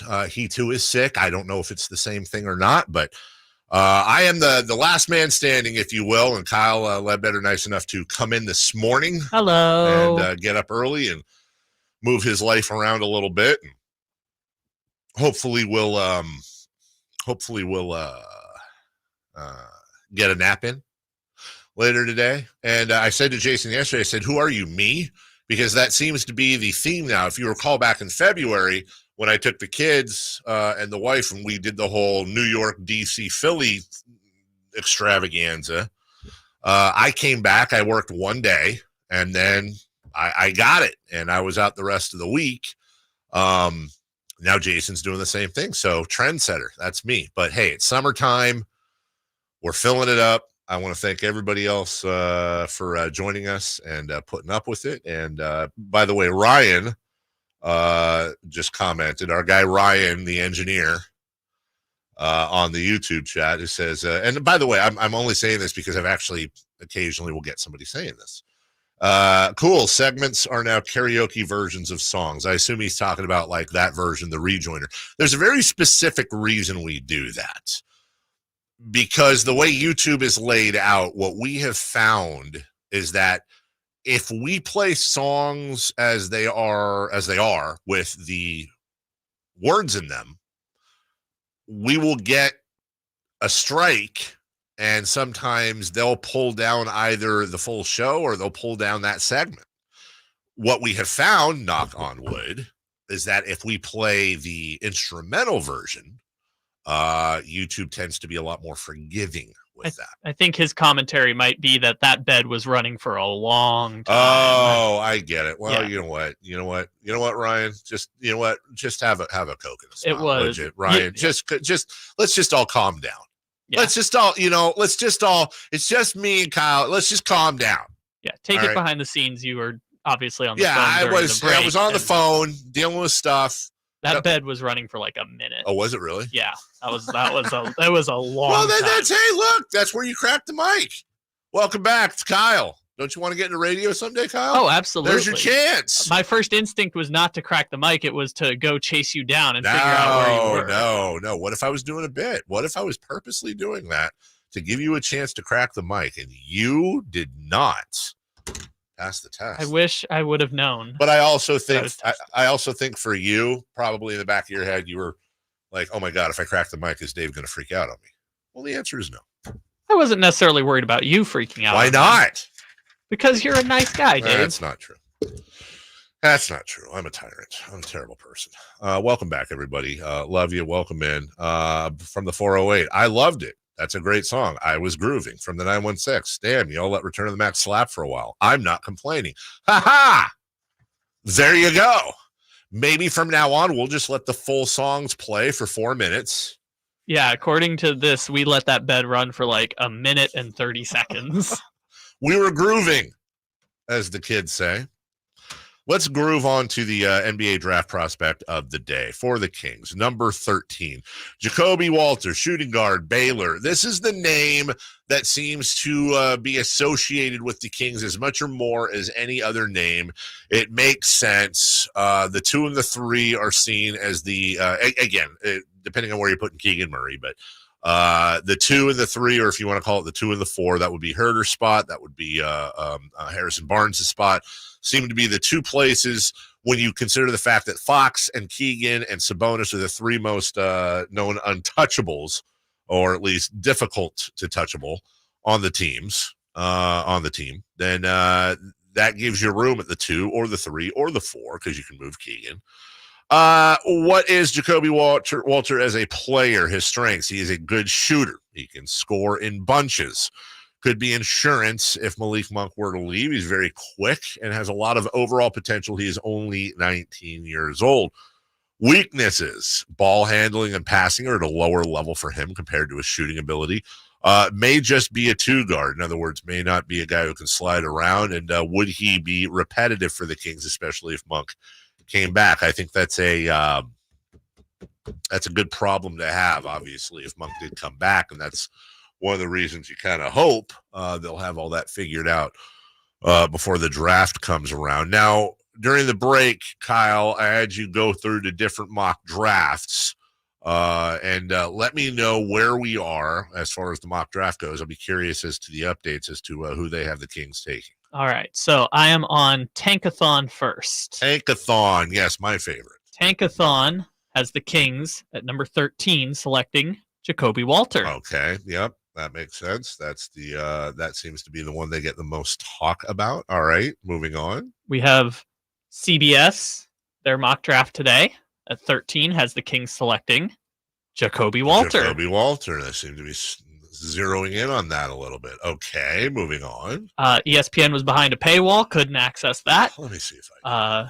Bleacher Report released today as the Kings selecting Devin Carter. Devin Carter, interesting. The last one, The Ringer, has the Kings, Kevin O'Connor, Sacramento's favorite, selecting Devin Carter. Interesting. Okay. So Devin Carter, 2 for Devin Carter, 2 for Ja'Kobe Walter. And I will use my ESPN subscription to get us to ESPN's updated mock draft. And that would be Ja'Kobe Walter breaking the tie with Devin Carter. It says all the things that we already said here. Now, 19 years old, will go against type for Monty McNair.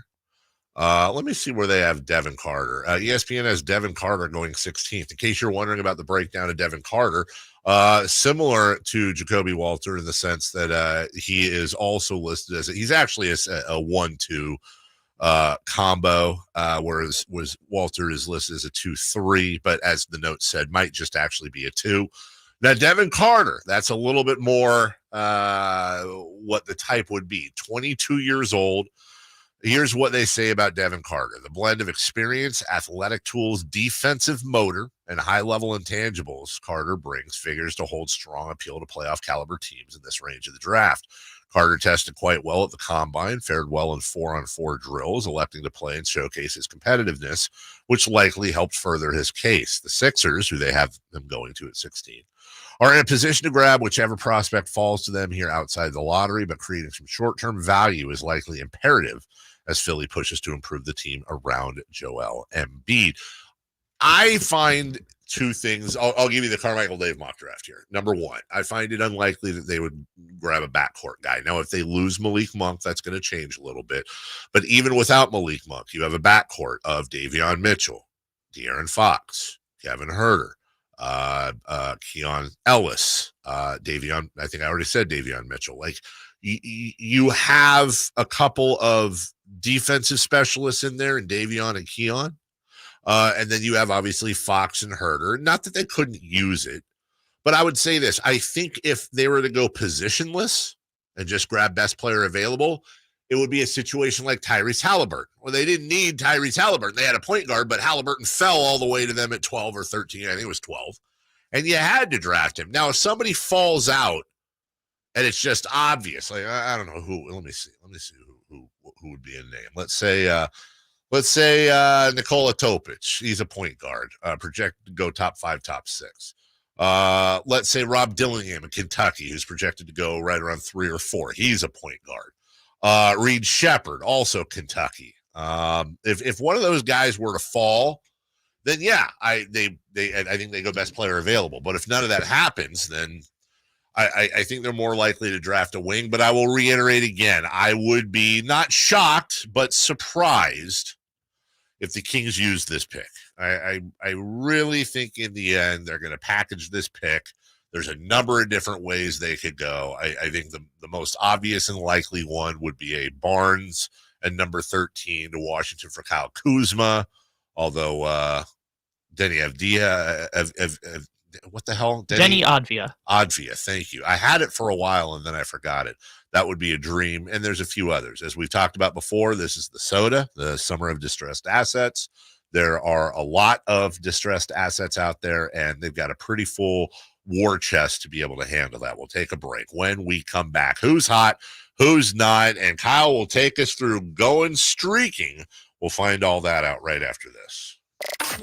Did you miss any part of our live local shows? Don't worry, you never have to miss them again. Check out SacktownSports.com and search our podcast page and play our shows when you want. The Carmichael Dave Show with Jason Ross, Stiles and Watkins, and the Drive Guys. Plus, other podcasts like Return of the Empire, Return of the Roar, the Stingers Up podcast, and Golf to Go with Frank LaRosa. They're all available right now on SacktownSports.com. My father was a career United States Air Force pilot, and Memorial Day is a reminder of all he and so many others did for our country.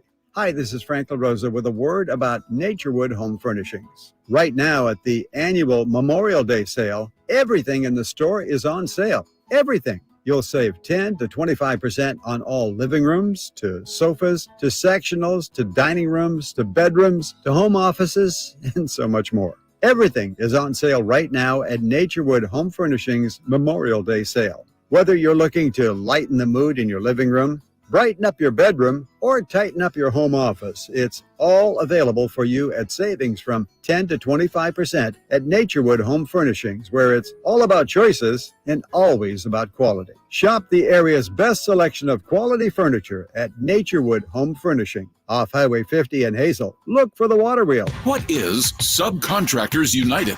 It's a list of 3 pre-qualified and licensed contractors in over 40 trades to help with your home project needs. From cabinets to heating and air to landscapers and everything in between, Subcontractors United makes finding qualified contractors free and easy with no accounts to set up. Visit subcontractorsunited.com today and experience the joy of stress-free home improvement. Save time and money at subcontractorsunited.com. Power Business Technology is proud to be 100% independent, locally owned, and managed Toshiba copier dealer. Local ownership cuts out the red tape, allowing ourselves to never be too busy to personally answer the call when our clients need us. Recognized for excellence in service execution, training, and customer service, we're proud to be named a 2022 Toshiba ProMasters Elite Dealer. Contact us today for all of your business printing needs at 844-POWER-BZ. That's 844-769-3729, or visit us at PowerCopier.com. Gears.com. Hey, what's up, everybody? It's Kyle Draper here from Mercedes-Benz of Stockton. I'm out enjoying this gorgeous North California weather, and I know you are too. And all you need on a day like this is a road trip to clear the mind. Why not a road trip in a newer pre-owned Mercedes-Benz? Mercedes-Benz of Stockton has a huge selection of new and pre-owned vehicles at their gorgeous new store. It's just a half hour from SAC, right at the 8 Mile Road exit. And trust me, it's the best car shopping experience of my life. Go see my fine friends at Mercedes-Benz of Stockton or go online anytime at mpofstockton.com. I'm Ken Korak with your Green and Gold Report, brought to you by Xfinity Mobile. Connect to the most reliable 5G network nationwide. Well, one of the quirky things about the A's record so far is the way the A's have played a third of the way into the season against the National League. Yes, they haven't played the Phillies or the Dodgers or the Giants, but still, the A's are 10-5 against the senior circuit, minus 16 against the American League. And speaking of the Dodgers, they come to the Coliseum the first weekend in August. Want more speed? Well, Xfinity just increased their internet speeds, and they're faster than ever. It's time to get more out of your internet with faster speeds from Xfinity. Now through June 21st, get 150 megabit Xfinity internet for only $19.99 a month for 12 months with a 1-year contract. That's double the speed for the same great price. Click, call, or visit a store today. Requires paperless billing and auto-pay with stored bank account. Restrictions apply. Equipment, taxes, and other charges extra. After promo, regular rates apply. Actual speeds vary. What's hot and what's not. Brought to you by American Energy Heat and Air, making the uncomfortable comfortable. Head to AmericanEnergyAir.com to find out more. What's hot? Yeah, hot. Real hot. And what's not? It's not good. Brought to you by American Energy Heating and Air, Sacramento's complete heating and cooling company and second opinion partner.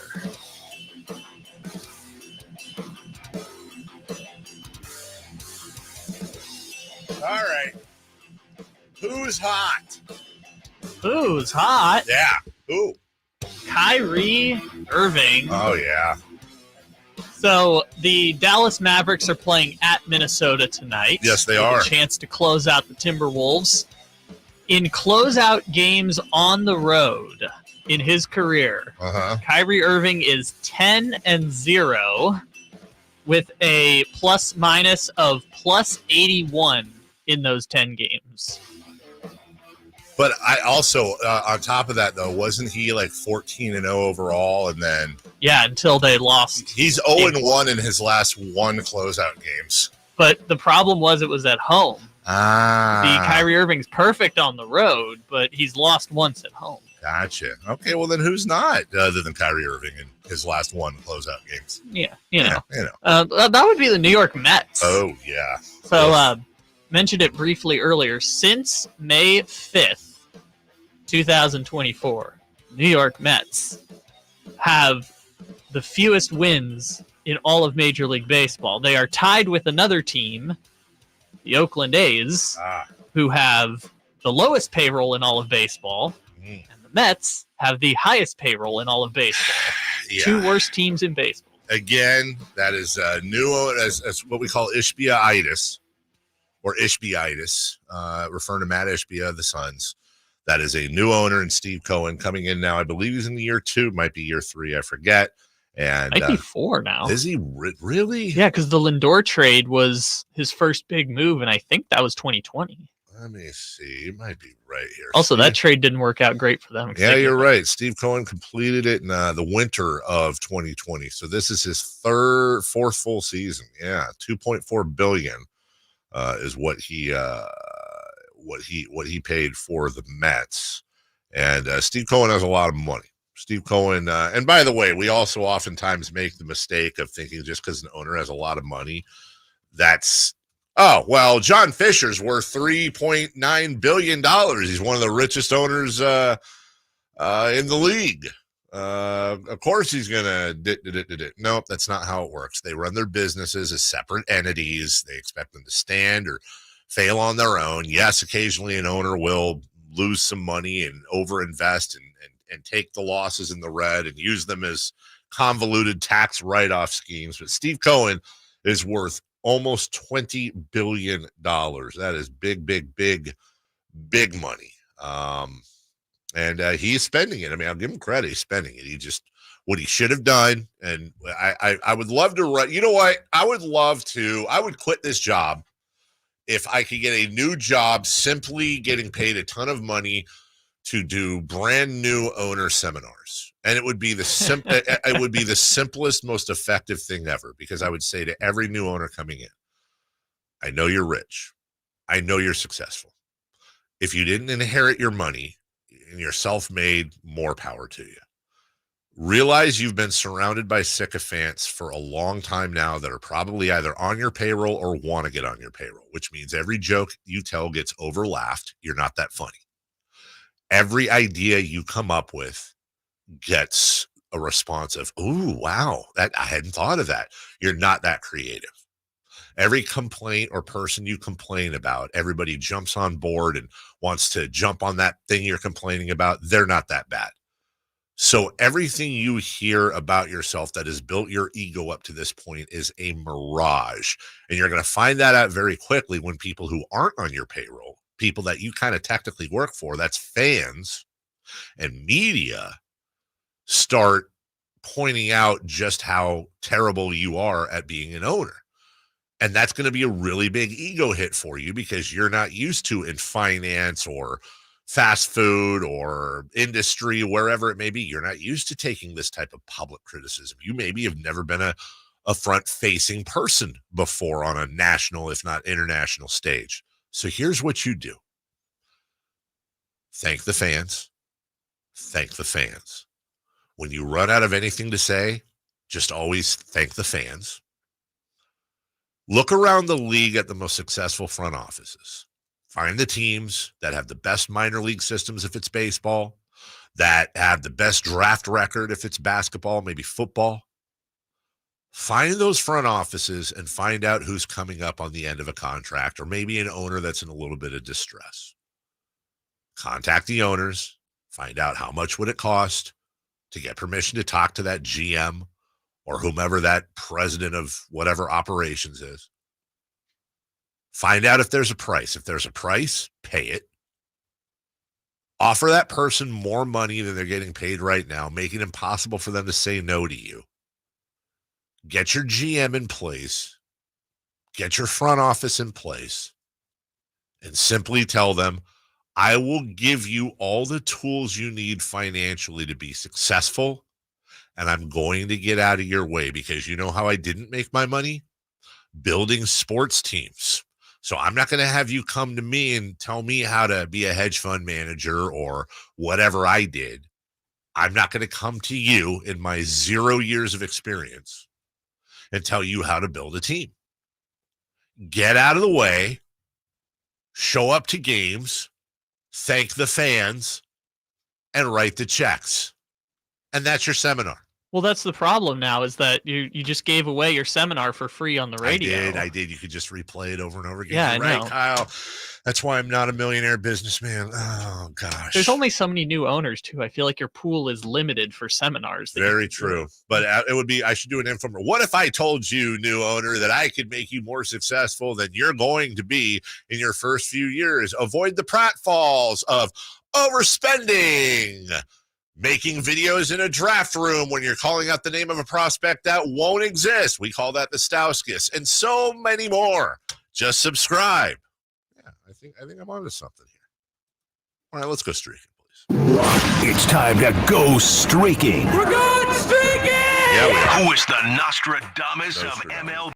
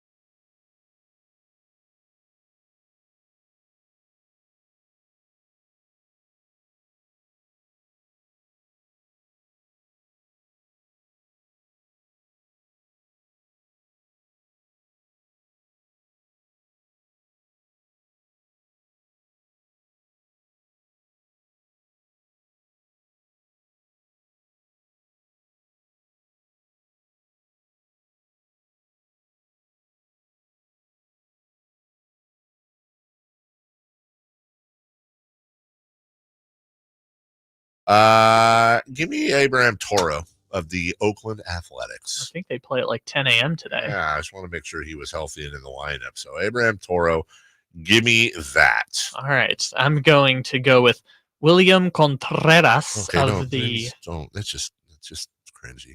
Just no, please. Just don't. No. William Contreras of the Billy Milwaukee Contreras.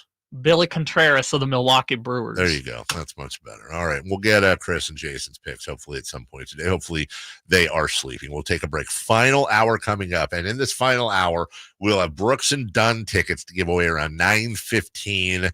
We will get to what to watch, crosstalk with Styles and Watkins. But first, coming up next, Game 5, Western Conference Finals. This time it's for real. We'll go over all of that right after this. I didn't ask to be thrown in the streets with nowhere to go. I didn't think I'd survive. But I did ask for help, and Covenant House was there for me. 1 in 10 young adults will experience a form of homelessness this year. For these kids who didn't ask to be put in this unthinkable situation, Covenant House is there. Covenant House helped me break the cycle of homelessness in my family. They gave me the love that I needed. Over 2,000 young people will sleep safely in a Covenant House bed tonight. When youth who are experiencing homelessness have a hot meal, a safe place to sleep, medical care, and love, they can overcome heartbreaking challenges and have a brighter future. They just really genuinely just wanted to help me succeed, and I'm succeeding. I'm a speaker, I'm an author. Covenant House really helped me and really helped mold me into the woman I am today. If you or someone you love is asking for help, go to safeplacetosleep.org today. In a world where everybody and their mother makes a primed trim board, contractors have to ask one question. Do I know what's under the primer? Available at just about every lumber yard you can imagine. Vintage trim boards are made from lodgepole pine. That's the stuff telephone poles and railroad ties are made of. It's durable. It's straight. It's been doing the job for generations. Manufactured right here in the USA. Ask for it by name. VintageTrimboards.com. Contact Tax Relief Helpers for details and restrictions. Attention anyone that owes money to the IRS. The IRS has restarted aggressive enforcement actions against taxpayers who owe back taxes that were temporarily suspended for COVID. If you owe $10,000 or more, you must hear this because now is the time to clear your IRS tax debt. A special toll-free number has been established so you can stop penalty fees, avoid liens, levies, and other hostile measures by the IRS. Call Tax Relief Helpers right now at 800-934-9217. Tax Relief Helpers will provide you with the maximum protection afforded by law. I got behind on my taxes and owed $48,000. I didn't know what to do. I called and they got my bill lowered to just $3,500. I owed $87,000 in taxes and it was scary. I got the amount I owed down to just $3,500. I saved $83,500. If you owe money to the IRS, don't wait another day. Call 800-934-9217 right now before the IRS enforces liens, levies, and other aggressive measures. The call and consult are absolutely free. Call now. Call 800-934-9217. 800-934-9217. 800-934-9217. Sacramento sports fans, get ready to amp up your summer with the Sacktown Sports live events calendar. We've got a lineup that's awesome. First up, mark your calendar for June 8th when NF takes the stage at the Golden One Center. Visit livenation.com for tickets and get ready for a killer high-energy show. Don't miss music legends Daryl Hall and Elvis Costello with the Imposters on June 12th and NSYNC and Backstreet artists Joey Fatone and AJ McLean on June 22nd. Two great shows coming in June to Thunder Valley Casino Resort. Then looking ahead to August 4th, get ready for the Outlaw Music Festival at the Toyota Amphitheater, featuring legends like Willie Nelson, Bob Dylan, and John Mellencamp, presented by Live Nation. The Sacktown Sports live events calendar, your ultimate playbook for the best shows and events in town. Stay tuned to Sacktown Sports for exclusive updates and your chance to win tickets. From the Power Business Technology Toshiba Studios. KHTKAM Sacramento, KYMX HD2 Sacramento. Sacramento's official home for the San Francisco 49ers. Touchdown! San Francisco! Sacktown Sports. The Carmichael Dave Show. He's on the microphone when he's not on the microphone. He's playing a song, and when he's not playing a song, he's on the microphone. And then boom, with Jason Ross. No, he didn't. Yes, he did. Call or text at 916-339-1140. It's the Carmichael Dave Show with Jason Ross on Sacktown Sports. Yep.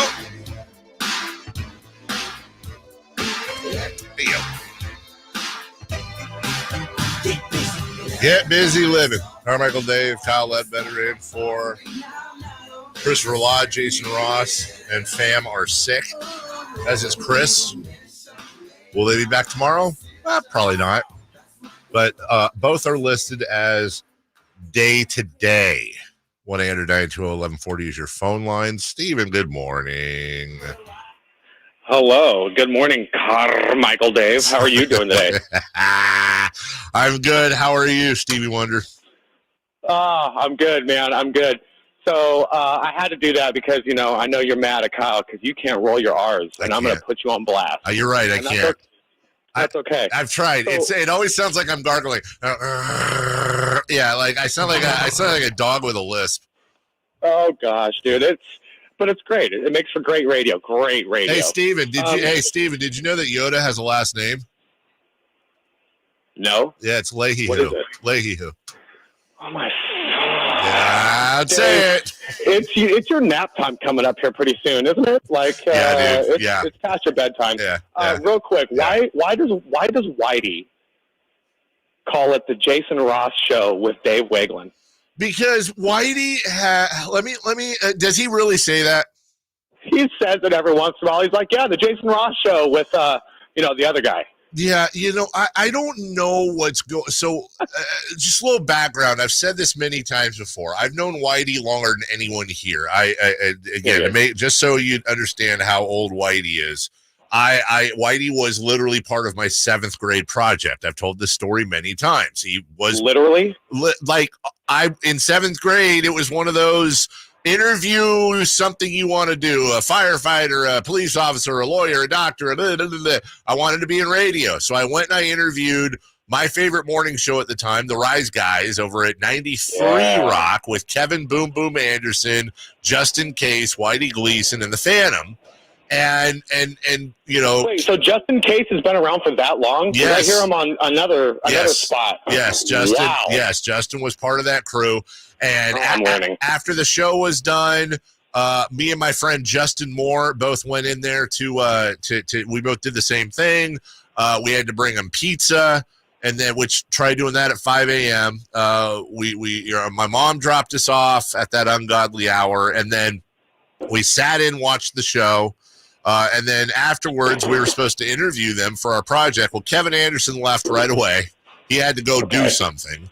Whitey and the rest of the crew were kind enough not only to let us ask them questions, but also there was an empty building next door, and we played wiffle ball in there afterwards. It was one of the greatest experiences of my childhood. That's how far back I go with Whitey. Wow. And so Whitey has always been kind of an older brother figure to me at the station, and with that comes a little bit of abuse. And now that I think I'm older and more of a vet at the station, maybe it just kind of comes across differently because people aren't used to me getting bullied around the station. But Whitey, let's just say what it is. Whitey's a bully. He's been trying to get me. He wanted me to do when the whole Kendrick Lamar thing happened. He wanted me to do let's drop diss tracks on each other. And I was like, nope, because I'll get too angry and sensitive and I'll go way too far and it's just not going to work. Personally, yeah, and then you're going to quit your job. Yeah, well, I wouldn't quit my job, but I actually wrote an entire diss track song for him just to kind of see how it would go. And I got to tell you, dude, it's not, I'm just going to read you a couple lines. This will never be released, and I'm going to release the kinder ones. Okay. All right, real quick. I'm going to hop off the line here because I am at work. I don't like when people tell me they have to go. It makes me feel weird. Thanks, Steven. I'm going to let you go. You didn't even let him finish either. You're just like, okay. Let me see. I'm just going to read some of these here. I'm not going to read the really mean ones. I just can't handle your sense of entitlement. I told you I didn't want to take my pen out of retirement. Retired where you should be. Now you're senile enough to want to battle me. Now you got me here, no more waiting. Took 4 days to hear you call me out because you got no ratings. See, that's mean. I don't see the meanness yet. You wonder why you can't get any endorsements. Endorsements, grandpa, is where you make that paper. And no one wants you because you're getting carried by Draper. That's pretty. That's bars. That last one's a good bar. Shout out Kyle making his ends, rolling in a paid for Mercedes Benz. Not to worry, you can have my extras. Maybe I'll throw you a '93 Lexus. Nope, that's too mean. I'm not reading that. Not reading that. Coming after me is just so damn random. We all know the talent in the family belongs to Phantom. See, I get it's too mean. The Phantom one is good. Next time, think twice before you come at me. The only reason you're here is AARP. Stick to the hits like Light the Beam. Your show comes on last to back up the first team. See, that's mean-spirited. I'm not that person. Go sit down and keep your head low before I send your ass back to Home Depot. I'm only cracking myself up here.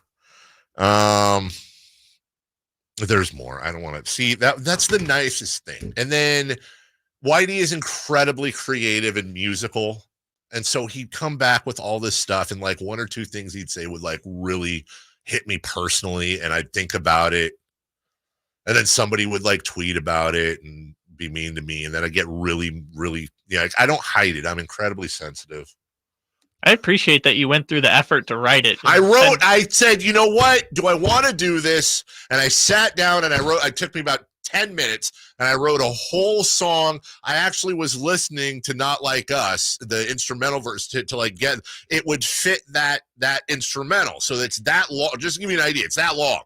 It's 6 minutes? It fits. Whatever long it is, it fits. That's how I went crazy one night and I wrote it out in my little notepad in my phone. And then I read it back and I was like, that's not nice. It's not, here's my thing, man.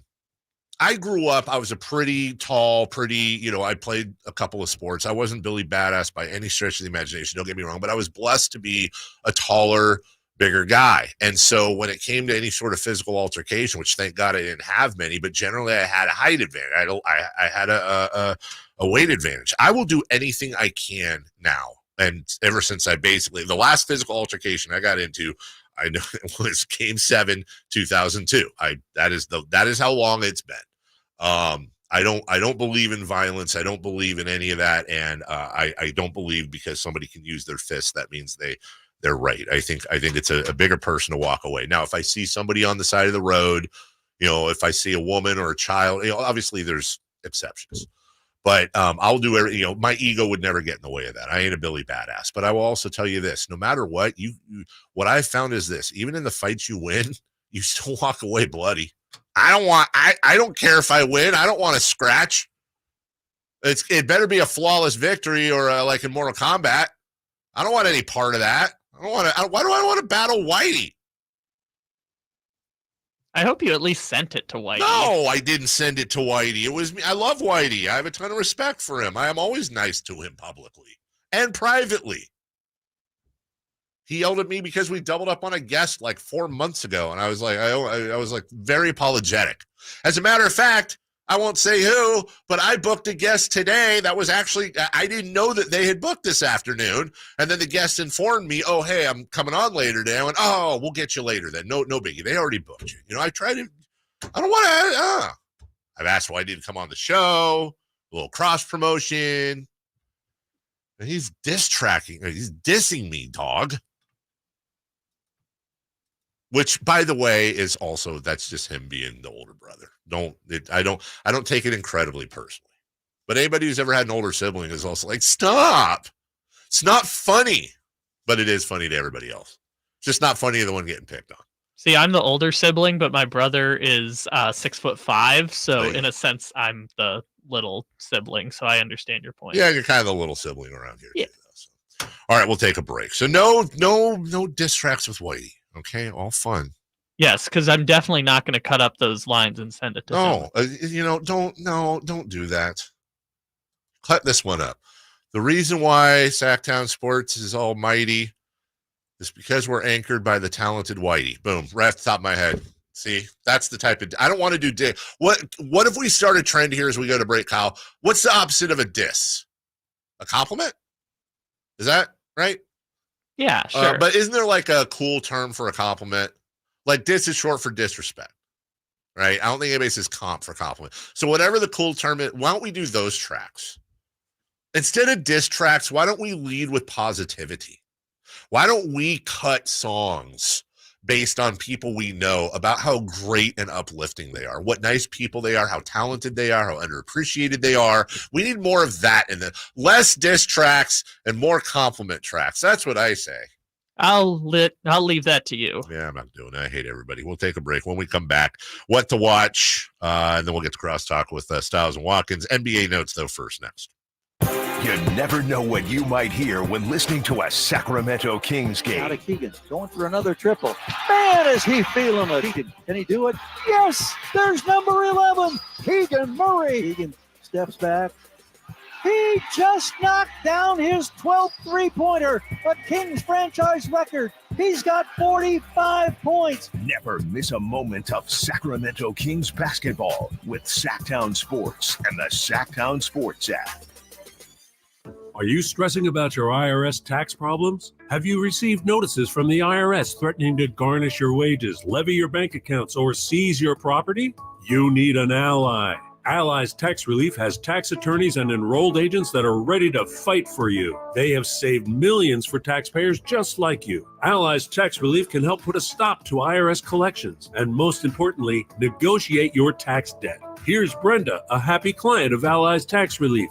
I owed the IRS around $57,000, and they're about to start garnishing my paychecks. I heard a commercial on the radio about Allies Tax Relief, so I thought I'd give them a call. After a day, they were able to at least stop the garnishments, and after a few months of negotiations, I walked away owing the IRS only $301. If you owe the IRS, call Allies Tax Relief right now for your free consultation. Call 800-230-5174. 800-230-5174. That's 800-230.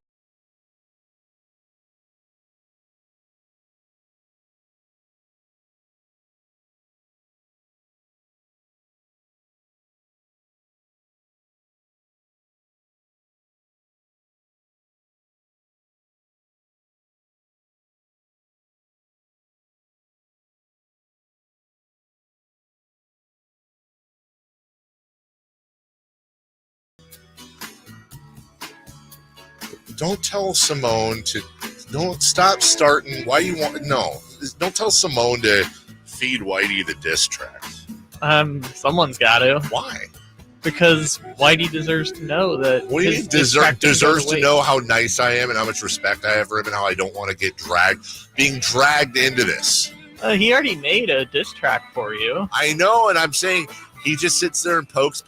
Listen, man. Let me give you a radio lesson. It never benefits the big dog to get in a fight with the little dog. It can only hurt the big dog. Isn't that what was so unique about Kendrick versus Drake? It was the two big dogs duking it out. Yes. Who's the bigger dog? You or Mr. Gleason? Well, obviously it's Whitey, right? That's what I'm saying. I'm just the guy who used to call the station. Lucky enough to be on here, marble-mouthed and lispy. Yeah, I'm with you. Instead of all the smoke, it's none of the smoke. Yes, no smoke. Smoke. None of the smoke. Immediate backtrack. Yeah, no backtracking, no tracking. Don't want it. Don't want any of it. Just want to do. I'm joking about all this, but can I just say, let me just say that the state of sports coverage in general. I'm not just talking about in this market. I'm talking nationally, but it could be in this market too. You know, we have competition, right? We have competition everywhere. We compete with podcasts. We compete with journalists and bloggers. We compete with other radio stations. And you know, the old adage is, don't mention your competition. And that might be right, and I might just be too stupid, but that just doesn't sit right with me. You know what I'm saying? Like, Deuce and Mo do a great job. D'Lo and KC do a great job. James Ham and Kyle do a great job. The B is there too, and they do it. There are people there that do a great job. I know I'm forgetting. You start naming people, you're going to forget. King's Herald. The Facebook groups. I read them all. I try to listen to everything, and I know that may not make some people happy in this building, but here's my philosophy: I'll go back to what Kendrick said in his song. They ain't slow. In talking to Drake, they're not dumb. The audience isn't dumb. They're going to go to wherever the best content is. Content is king.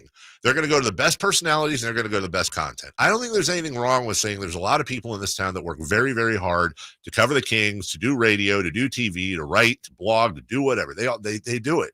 And I respect that. I respect it. And if they have success, I hate it because I want to kick their asses, but I don't hate them. I don't want to make fun of them or get in a war with them or disrespect them. Or look, if it's all fair and a level playing field and I get my butt kicked, tip of the cap. I better work harder. I better work harder.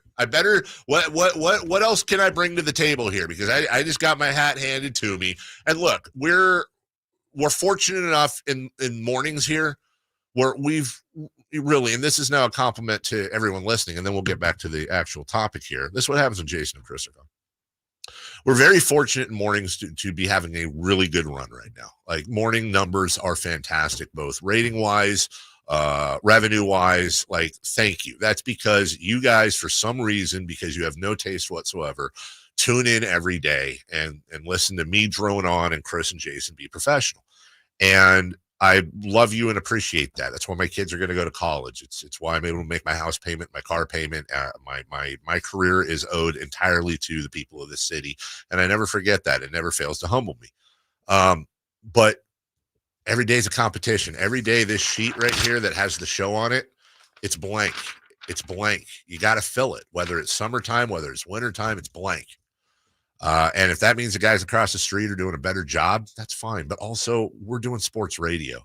So when I see people cracking on each other, it always makes me raise an eyebrow because I'm like, guys, the moment we start taking ourselves take the job seriously, man. But the moment we start taking ourselves too seriously, the moment we start taking this business too seriously, is the moment I want somebody to crack me with a Louisville slugger. Because we're talking about dudes playing with balls that make a ton more money than we do. They don't care about us. They're sitting around playing with balls, and then we're talking about how they play with their balls and what kind of stats do they have playing with the balls, and did they make this shot? Did they do that? Should this guy do this and that? And really, we're talking about a bunch of meaningless crap. But it's not meaningless because it's an escape. It's an escape for people that need to escape out of the day-to-day. So is it meaningless? Sure. Is it meaningful, though? Yes, distractions are very meaningful. I just don't understand the hey, this a rivalry. This guy said this, and then everybody runs over. This guy said that. Oh, these guys said this about you. People want to say stuff about me. I'll beat you to it. I can say all the things in the world about me that aren't flattering. But I for my part, I've learned 10 years ago, 20 years ago, I would have mixed it up with everybody. I would have fallen for every bait in the book. Now, hey man, everybody works hard.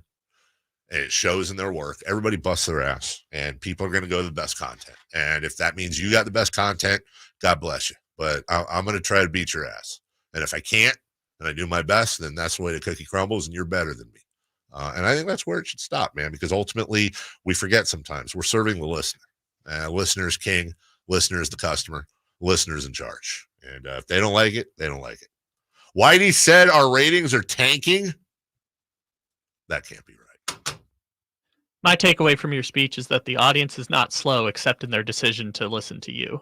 It's a great point. I don't know why they do, but they do.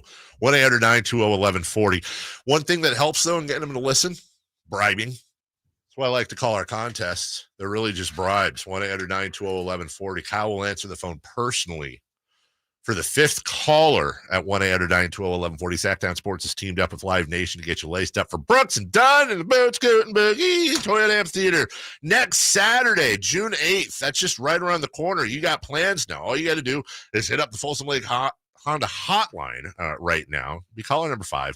Score a pair of tickets. Pull out for Brooks and Dunn at the Toyota Amphitheater June 8th. For more info, go to sacktownsports.com. We'll take a break. We got those NBA notes, what to watch, and then crosstalk with Styles and Watkins. Join us, would you, for the last half hour of the show next. Our first year as the radio home of the San Francisco 49ers is one we will never forget. Going deep down the sideline for Are You? He's got it, and he's gone. 10, 5, touchdown! San Francisco! Ayuk is on fire! Congratulations to the 49ers on a terrific year. And thank you for so many wonderful memories.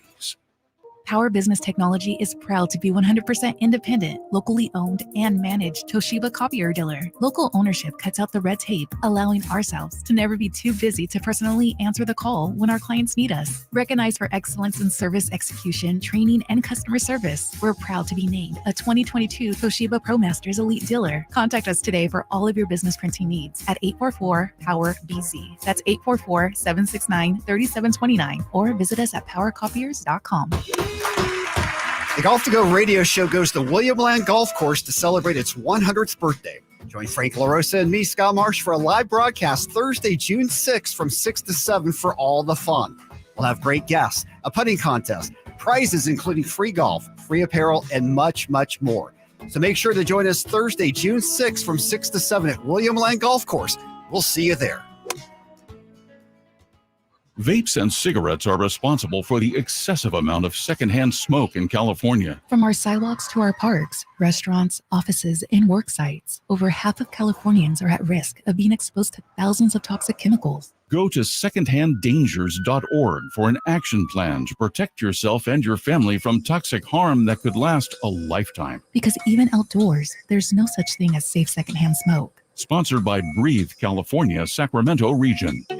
Welcome to the May Springtime Sales Event at Kia of Vacaville, where we're celebrating the arrival of a new season with unbeatable lease options on our 2024 lineup. As May blossoms with possibilities, it's the perfect time to immerse yourself in the exhilarating world of Kia, highlighted by the luxurious and versatile Kia Telluride. Throughout the May Springtime Sales Event, Kia of Vacaville is thrilled to showcase our top models with irresistible lease offers. Experience the thrill of driving the all-new Kia Sportage, seamlessly blending captivating design with dynamic performance. Dive into the impressive fuel efficiency of the Kia Niro, a hybrid marvel designed to extend your adventures. Embrace the essence of spring with our eco-friendly Kia hybrid options, specifically tailored for those who prioritize efficiency without compromising on style. With the EV9 in stock, Kia of Vacaville stands as your premier destination for electric excitement. Model availability, lease options, and features may vary. Please visit Kia of Vacaville for more details. Twin Peaks is the best in the game. Here, your favorite drafts are poured at a frosty 29 degrees. It's bigger game days and bolder fight nights. I mean, where else can you find a scratch kitchen that always comes in clutch? Every day, from lunch to late night. Only at Twin Peaks, the #1 sports bar. The countdown to Miss Twin Peaks 2024 is on. Head over to MissTwinPeaks2024.com to learn about the contest and cast your 5 votes for your favorite Twin Peaks girl.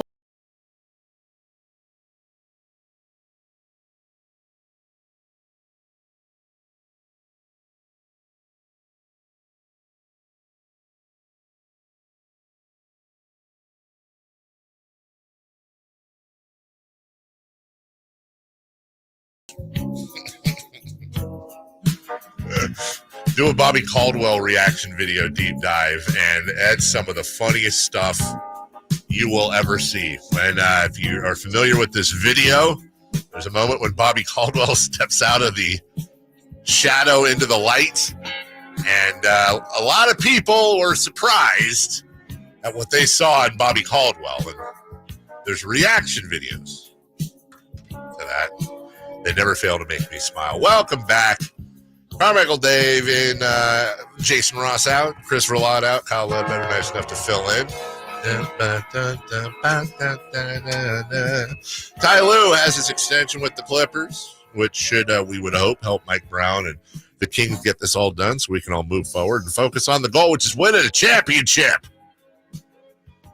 The Washington Wizards have named Brian Keefe their new head coach. He was the interim coach last year. They have removed the interim tag, 48 years old, and I believe this is his first crack at being a head coach. Yes, it is, as a matter of fact, after many years as an assistant. I was just looking at the his Wikipedia, just wondering if he's related at all to Adam Keefe, the former, I believe, Pac-12 star. Can't find it. Whatever. What else? Alabama stud tournament hero Mark Sears is removing his name from the draft. He's going back to the Crimson Tide. So you got that. And what else we have? What to watch tonight? Game 5 of the Western Conference Finals, the Mavs and T-Wolves. You also have the A's and Rays as well. I believe the Giants are off today after failing to sweep the Philadelphia Phillies, but making Bryce Harper very, very mad with a couple of brushback pitches. Come on, Bryce. Come on, Bryce, you hothead. You hothead. Always getting into it with the Giants. The Phillies were able to salvage at least one win out of the series in a day victory, 6-1 for Kyle Harrison and your San Francisco Giants. All right, one clip I've been waiting to play. It's a couple of minutes here, but we've been celebrating the life of Bill Walton all week long, and this surfaced yesterday. This is Bill Walton. I don't know where he is or where he is on stage, but talking about lessons in life from the great John Wooden, his coach at UCLA. And one of the things he says in here is that it's okay to disagree, just don't be disagreeable. Bill has a very unique way. Think about this, by the way, before I play it. Remember, Bill Walton had a horrible speech impediment, a big-time stuttering problem, was thought of as quiet and brooding and aloof during much of his playing career, well, because he didn't want to embarrass himself talking, and also was going through severe back and ankle pain, amongst other things. And here's Bill Walton on stage commanding an entire room and speaking flawlessly about his dear friend and mentor, John Wooden, and some of the advice he passed along, which I think is a couple minutes out of everybody's life they should hear today. And then Coach Wooden, he lived by his 2 sets of threes, and he implored us to give it a try. And those 2 sets of threes: don't lie, don't cheat, don't steal, don't whine, don't complain, don't make excuses. That covers a lot of ground. And then Coach Wooden had a billion maxims and mantras that he would throw out at just the appropriate time. His use of the English language, unparalleled. That was his true love. And so he would say things to us like, be quick, but don't hurry, whatever the heck that means. Failing to prepare is preparing to fail. Happiness begins when selfishness ends. Never mistake activity for achievement. The worst things you could do for the ones you love are the things they could and should do for themselves. Stubbornness we deprecate, firmness we condone. The former is my neighbor's trait, the latter is my own. When everybody thinks alike, nobody thinks. It's okay to disagree, just don't be disagreeable. And then the one that he wrote for me on the day I graduated from UCLA, June 1974, 45 and a half years ago. To Bill Walton, it's the things you learn after you know it all that count. John Wooden. That still sits on my desk. But his fallback go-to mantra was always the same. He would look at us with a straight face, and he would say, he was a very serious guy, and took his job with great duty, solemnity, respect. He would look at us and he would say, remember, guys, basketball is just like life. It's not a game of size and strength. It's a game of skill, timing, and position. It's not how big you are. It's how big you play. It's not how high you jump. It's where you are and when you jump. And so while Coach Wooden is racing through all these positive aspects of our personal foundation, I'm scratching my head. That's why I'm bald today, because I just can never stop scratching my head. And I would just look at him and I'd say, Coach, you cannot possibly believe these things that you're saying, particularly when you tell us that basketball is not a game of size and strength. Come on. Kareem has all the records. Shaq has all the money. And Wilt has 20,000 girlfriends. So you tell me it's not a game of size and strength? And he'd look at me and say, Walton, you're the slowest learner I've ever had. Don't you realize it's not about stuff? It's not about material accumulation. It's about training the mind to become the champion in everything that you do. But that requires you to play on the teeter-totter of life. Leadership and risk and fearlessness, ego, humility, and making that decision and the choice that I am going to make the sacrifice for the greater goals of the team. How cool is that? In 2 minutes and 20 seconds, Bill Walton just dropped about 900 things that could go on one of those motivational posters in a telemarketing office, but they weirdly land. Yeah, I love Bill Walton so much, man. And obviously, I'm from San Diego. Bill Walton's from San Diego. Yeah. He's one of those names that you learn growing. Like, there's 4 names you learn growing up in San Diego about sports. It's Ted Williams, it's Tony Gwynn, it's Bill Walton, and Junior Seau. And so Bill Walton is the only one who is still alive, and there's all these fun lessons and stories and just an incredible personality. I was on the afternoon show earlier this week, and I mentioned one time he used to do these long bike rides before the back surgery. And one time he went by my house, and it was like the coolest thing in the world when you're a 5-year-old and you're like, that's Bill Walton. He's riding his bike. Look at that. And he probably had about a pound of sunscreen on. Yes.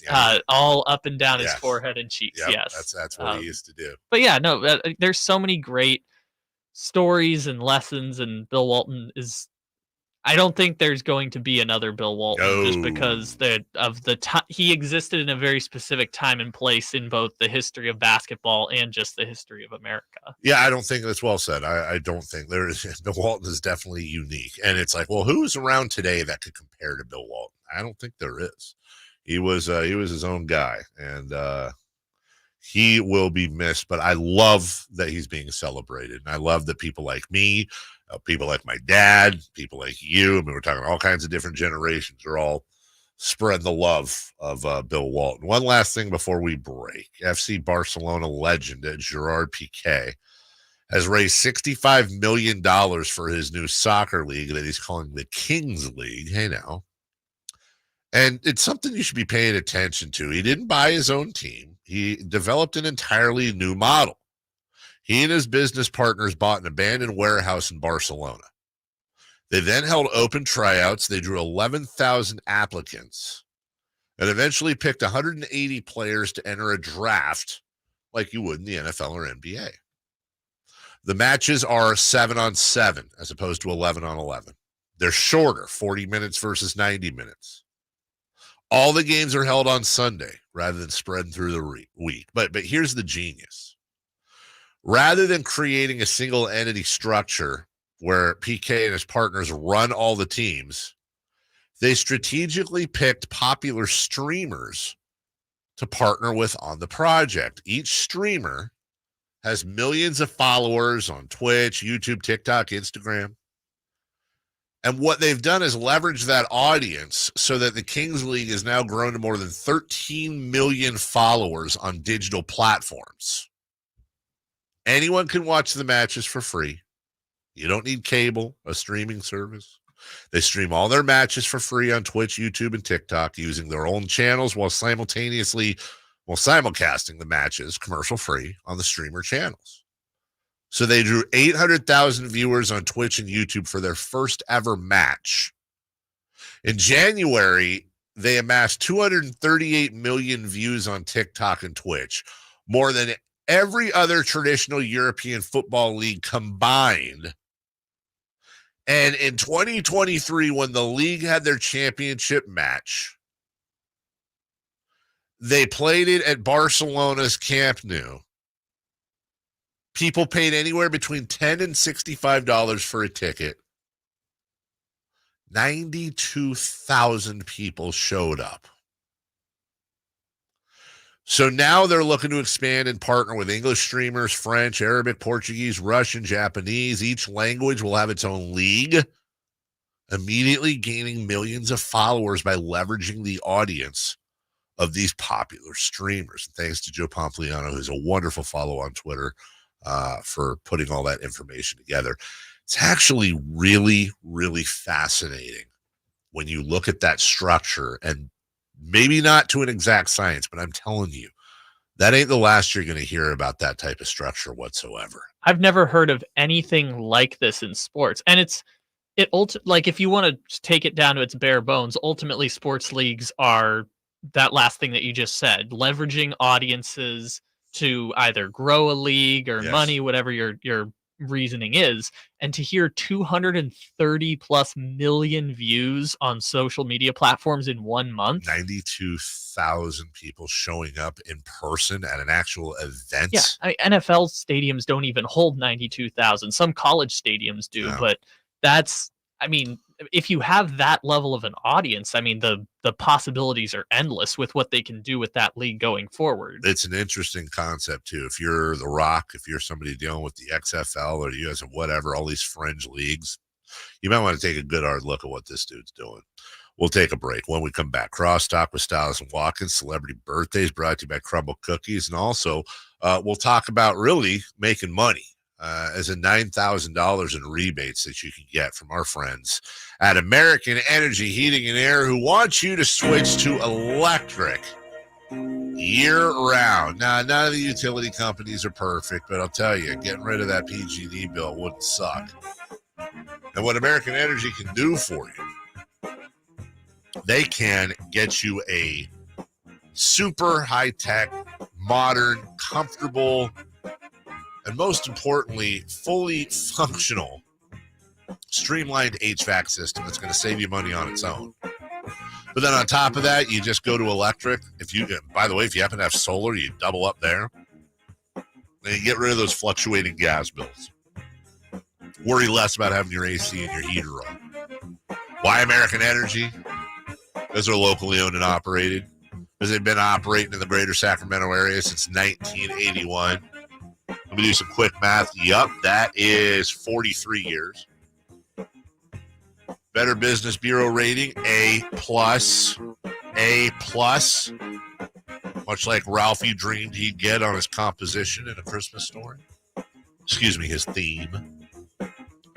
916-520-9990. That's 916-520-9990. Or AmericanEnergyAir.com. American Energy. Making the uncomfortable comfortable. Crosstalk, Styles and Watkins, celebrity birthdays next.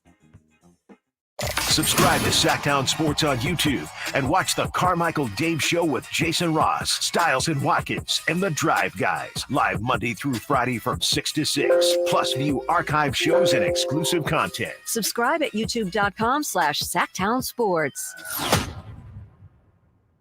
I have diabetes. I'm at risk for pneumococcal pneumonia. I have asthma. I'm at risk too. If you're 19 or older with chronic conditions like asthma, diabetes, COPD, or heart disease, or are 65 or older, you are at increased risk for pneumococcal pneumonia. Ask your doctor or pharmacist about Prevnar 20, pneumococcal 20-valent conjugate vaccine, a Pfizer vaccine that can help protect you against pneumococcal pneumonia in just one dose. Even if you've already been vaccinated with other pneumonia vaccines, Prevnar 20 may help provide added protection. Prevnar 20 is approved for adults to help prevent infections from 20 strains of the bacteria that cause pneumococcal pneumonia. Continued approval may depend on a supportive study. Don't get Prevnar 20 if you've had a severe allergic reaction to the vaccine or its ingredients. Adults with weakened immune systems may have a lower response to the vaccine. Side effects include pain and swelling at the injection site, fatigue, headache, muscle, and joint pain. For full prescribing information, please call 1-855-213-2138 or visit Prevnar20.com. We all have some things from the past that we might regret, or better yet, might like to get rid of. I'm talking about that mistake you made years ago that still may be haunting you.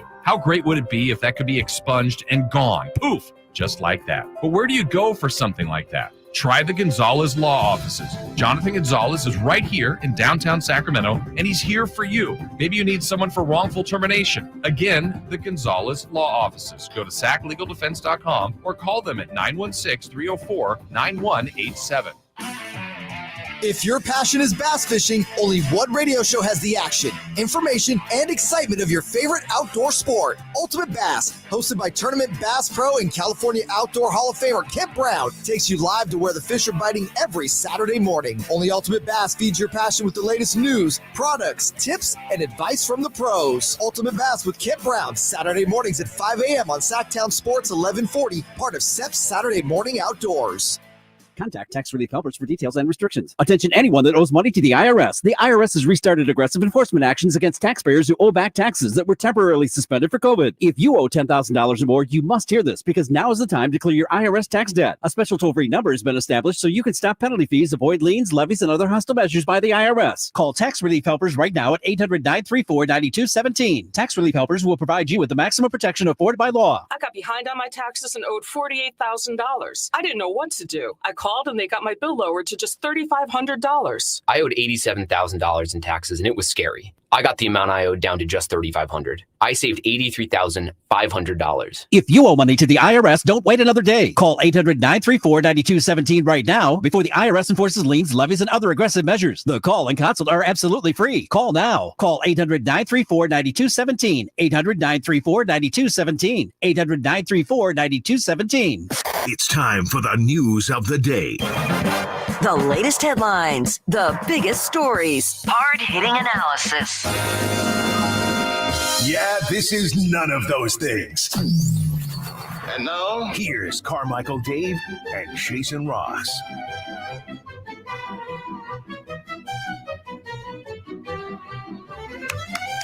Hey, that's us. How are you? Hey. All right. You hear that clap? Yeah. That's a healthy clap. That's a healthy clap. That's a girthy clap. Did you know that Mookie Betts' middle name is Lynn? Yes. Did you know that his initials are MLB? Yes. And that was done on purpose. And his nickname came from Mookie Blaylock. And then Mookie Blaylock was the original name of Pearl Jam. We went on a whole thing. Wow. Yep, full circle. Yeah, how are you guys? Outstanding. Could have come in a little earlier. You know, Chris is out, Jason's out. Yeah. Help. We didn't get the invite. It's an open standing. You don't have my phone number, so. That's true. 415 something, probably. It's 925. Is it 19? Whatever. 415-925-510-408. You know him. You love him. I know him. The only one that matters, though. What are you? 916. Come on. There you go. Come on. Shout out 209, right? No, not really. No, not really. Not really. I love the people in the 209. They're great people. They're Doesn't sound like it. I got a bunch of family in Ripon, California, home of the Chiefs. So it's Ripon. Ripon. It's not Ripon. Why isn't there another P?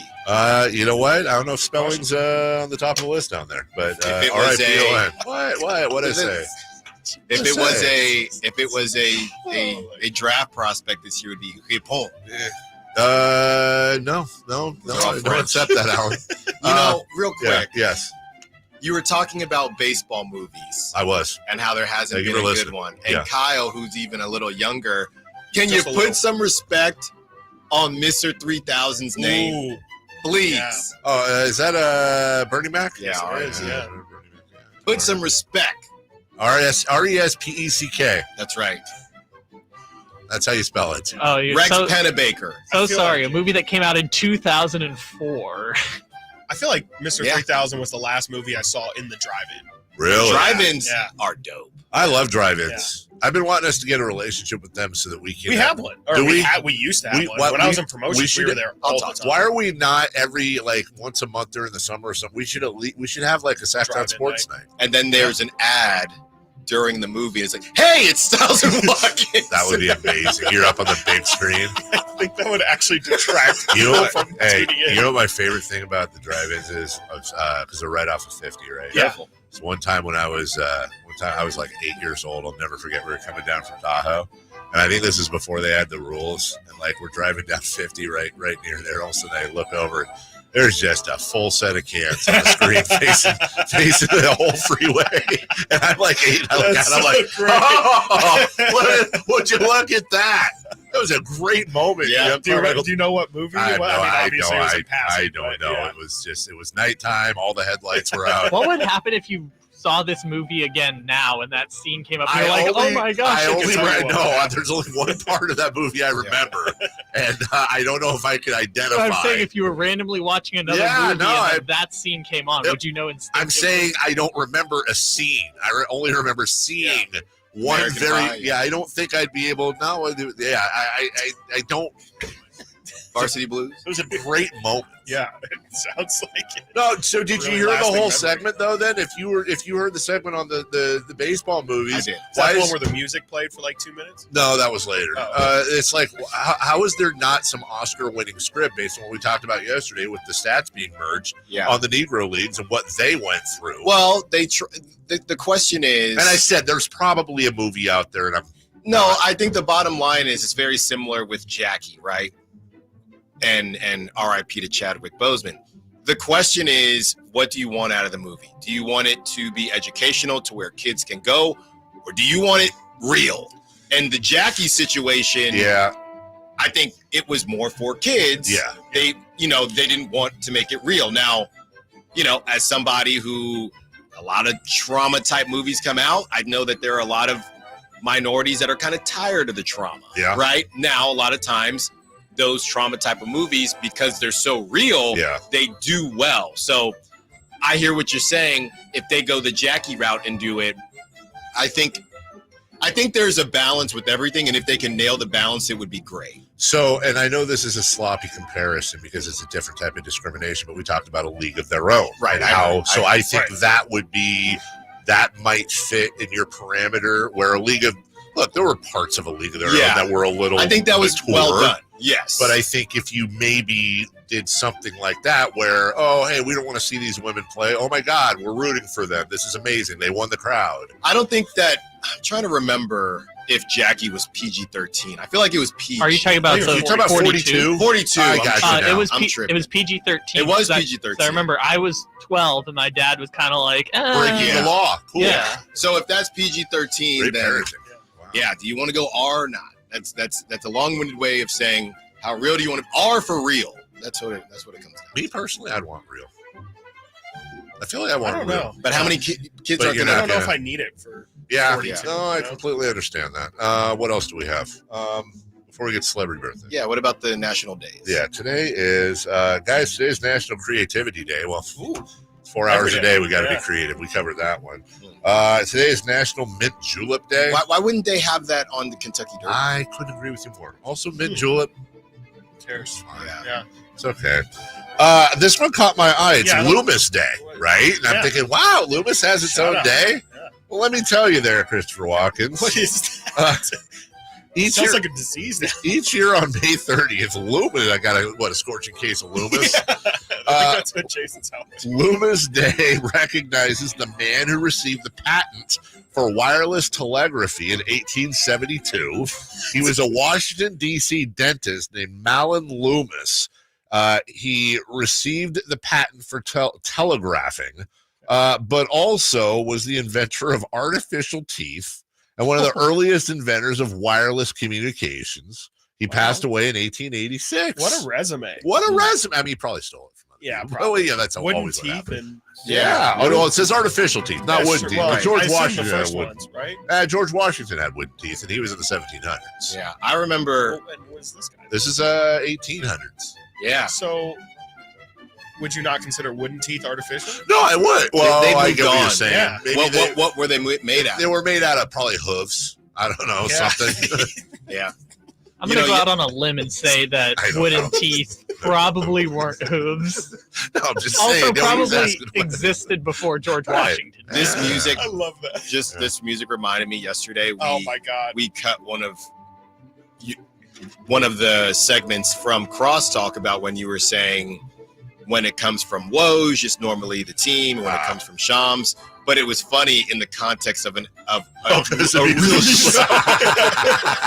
I was like, and here's Dave just breaking down, the real importance of where we get this information. But in the background, it's the Family Guy walking music. Hey, we're going to the store. This was also kind of happening while you were talking about like 42 and how real Oh, do you that's want right. things to That's get true, while right. this music is playing I'm underneath so it. used to the music. You're right. If somebody had never heard of the show before, we're having like this really serious, in-depth conversation about basketball or race other relations. things. Yeah, race relations. Race like, relations and gender in Hollywood and this happy upbeat. All right. Well, on that note, birthdays are meant to be spent with family and friends, and nothing brings family and friends together better than crumble cookies. And isn't that all we're trying to do is bring family and friends together? Yeah. Day in. He's going to be here tomorrow. Who? Cookie. Is he? I don't know. That's random. I hope so. Yeah, me too. But I don't know if he will be. All right. Back to you. Kyle Ledbetter. Hello. We call him Yellow. We had that song in there somewhere. we did. Let's start off with Billy Eilish. Billy Bob Thornton. Madison. Billy Joe Armstrong. Billie Jean King. Yeah. None of these are correct. We're gonna go. The Kid. Technically, yes. Billy Donovan, the coach of the Bulls. Oh, not a kid, but okay. His nickname was Billy the Kid. Oh, was it? Yeah, Billy the Kid. when he played for Rick Pitino. Billy Donovan is 54. Former Florida kid. Call him Bill. 55. Say 57. Now let's do it. No, Chris Watkins was the closest. He's 59. Well, it's looks good. great. What, Billy the Nailed it. what is it called with a G that you call old people? Geriatric. There you go. Thank you. Back to you, Kyle. Let's go with Adina Menzel. Yes. Adil Kazim. Frozen. Yeah, what is that? John Travolta. Yes. Adil Kazim. Adina Menzel is she is 44. Let it go. Yeah. Let it go. She got to be 46. I'm going to say 49. You guys, Chris Watkins the closest again. 53. Wow. 53. That's great. Old. Congrats. All right, let's go with Manny. Ramirez. Machado. Dave got it right. Yeah, Manny Ramirez. Yes, I did. You're darn He's still right. swinging somewhere. Yep. Yeah, River Cat legend. No, baseball? Yes. Okay. I think. Manny Ramirez is 42. No. 46. Yeah, you're probably right. 48. Chris Watkins again, 52. Wow, Chris, what a great day for you. It's just gotten higher. Isn't that amazing? What's coming up on ye old program today? Yeah. Good bit. I mean, we're going to do yesterday we didn't get time to do the what do we want to see the Kings work on this offseason, so we're going to get to that. We're having Emil Fergoso Fergoso at 12:45 to There you talk Jauan Jennings and how long of a leash should coaches get when Dave spoke about Frank Vogel with Sam Amick, and Frank Vogel got 2 years after winning the championship. So is it really that crazy to move off of someone after missing the playoffs? Yes. After a year? Yes. We'll talk about it. And Ty Lue, I assume that'll be Ty Lue's in there too. 14 milli. You know, he's only won one more game in the last 2 years than Mike Brown. I got your stats. You know, Mike Brown has. Well, I'll save that next stat. You're going to have to. He's got a ring though. You know, I've got a ring when the Republic won the title. I'm not making 14 milli. 1,000 Watkins next. Thank you, Kyle. Bye now. I didn't ask to be thrown in the streets with nowhere to go. I didn't think I'd survive.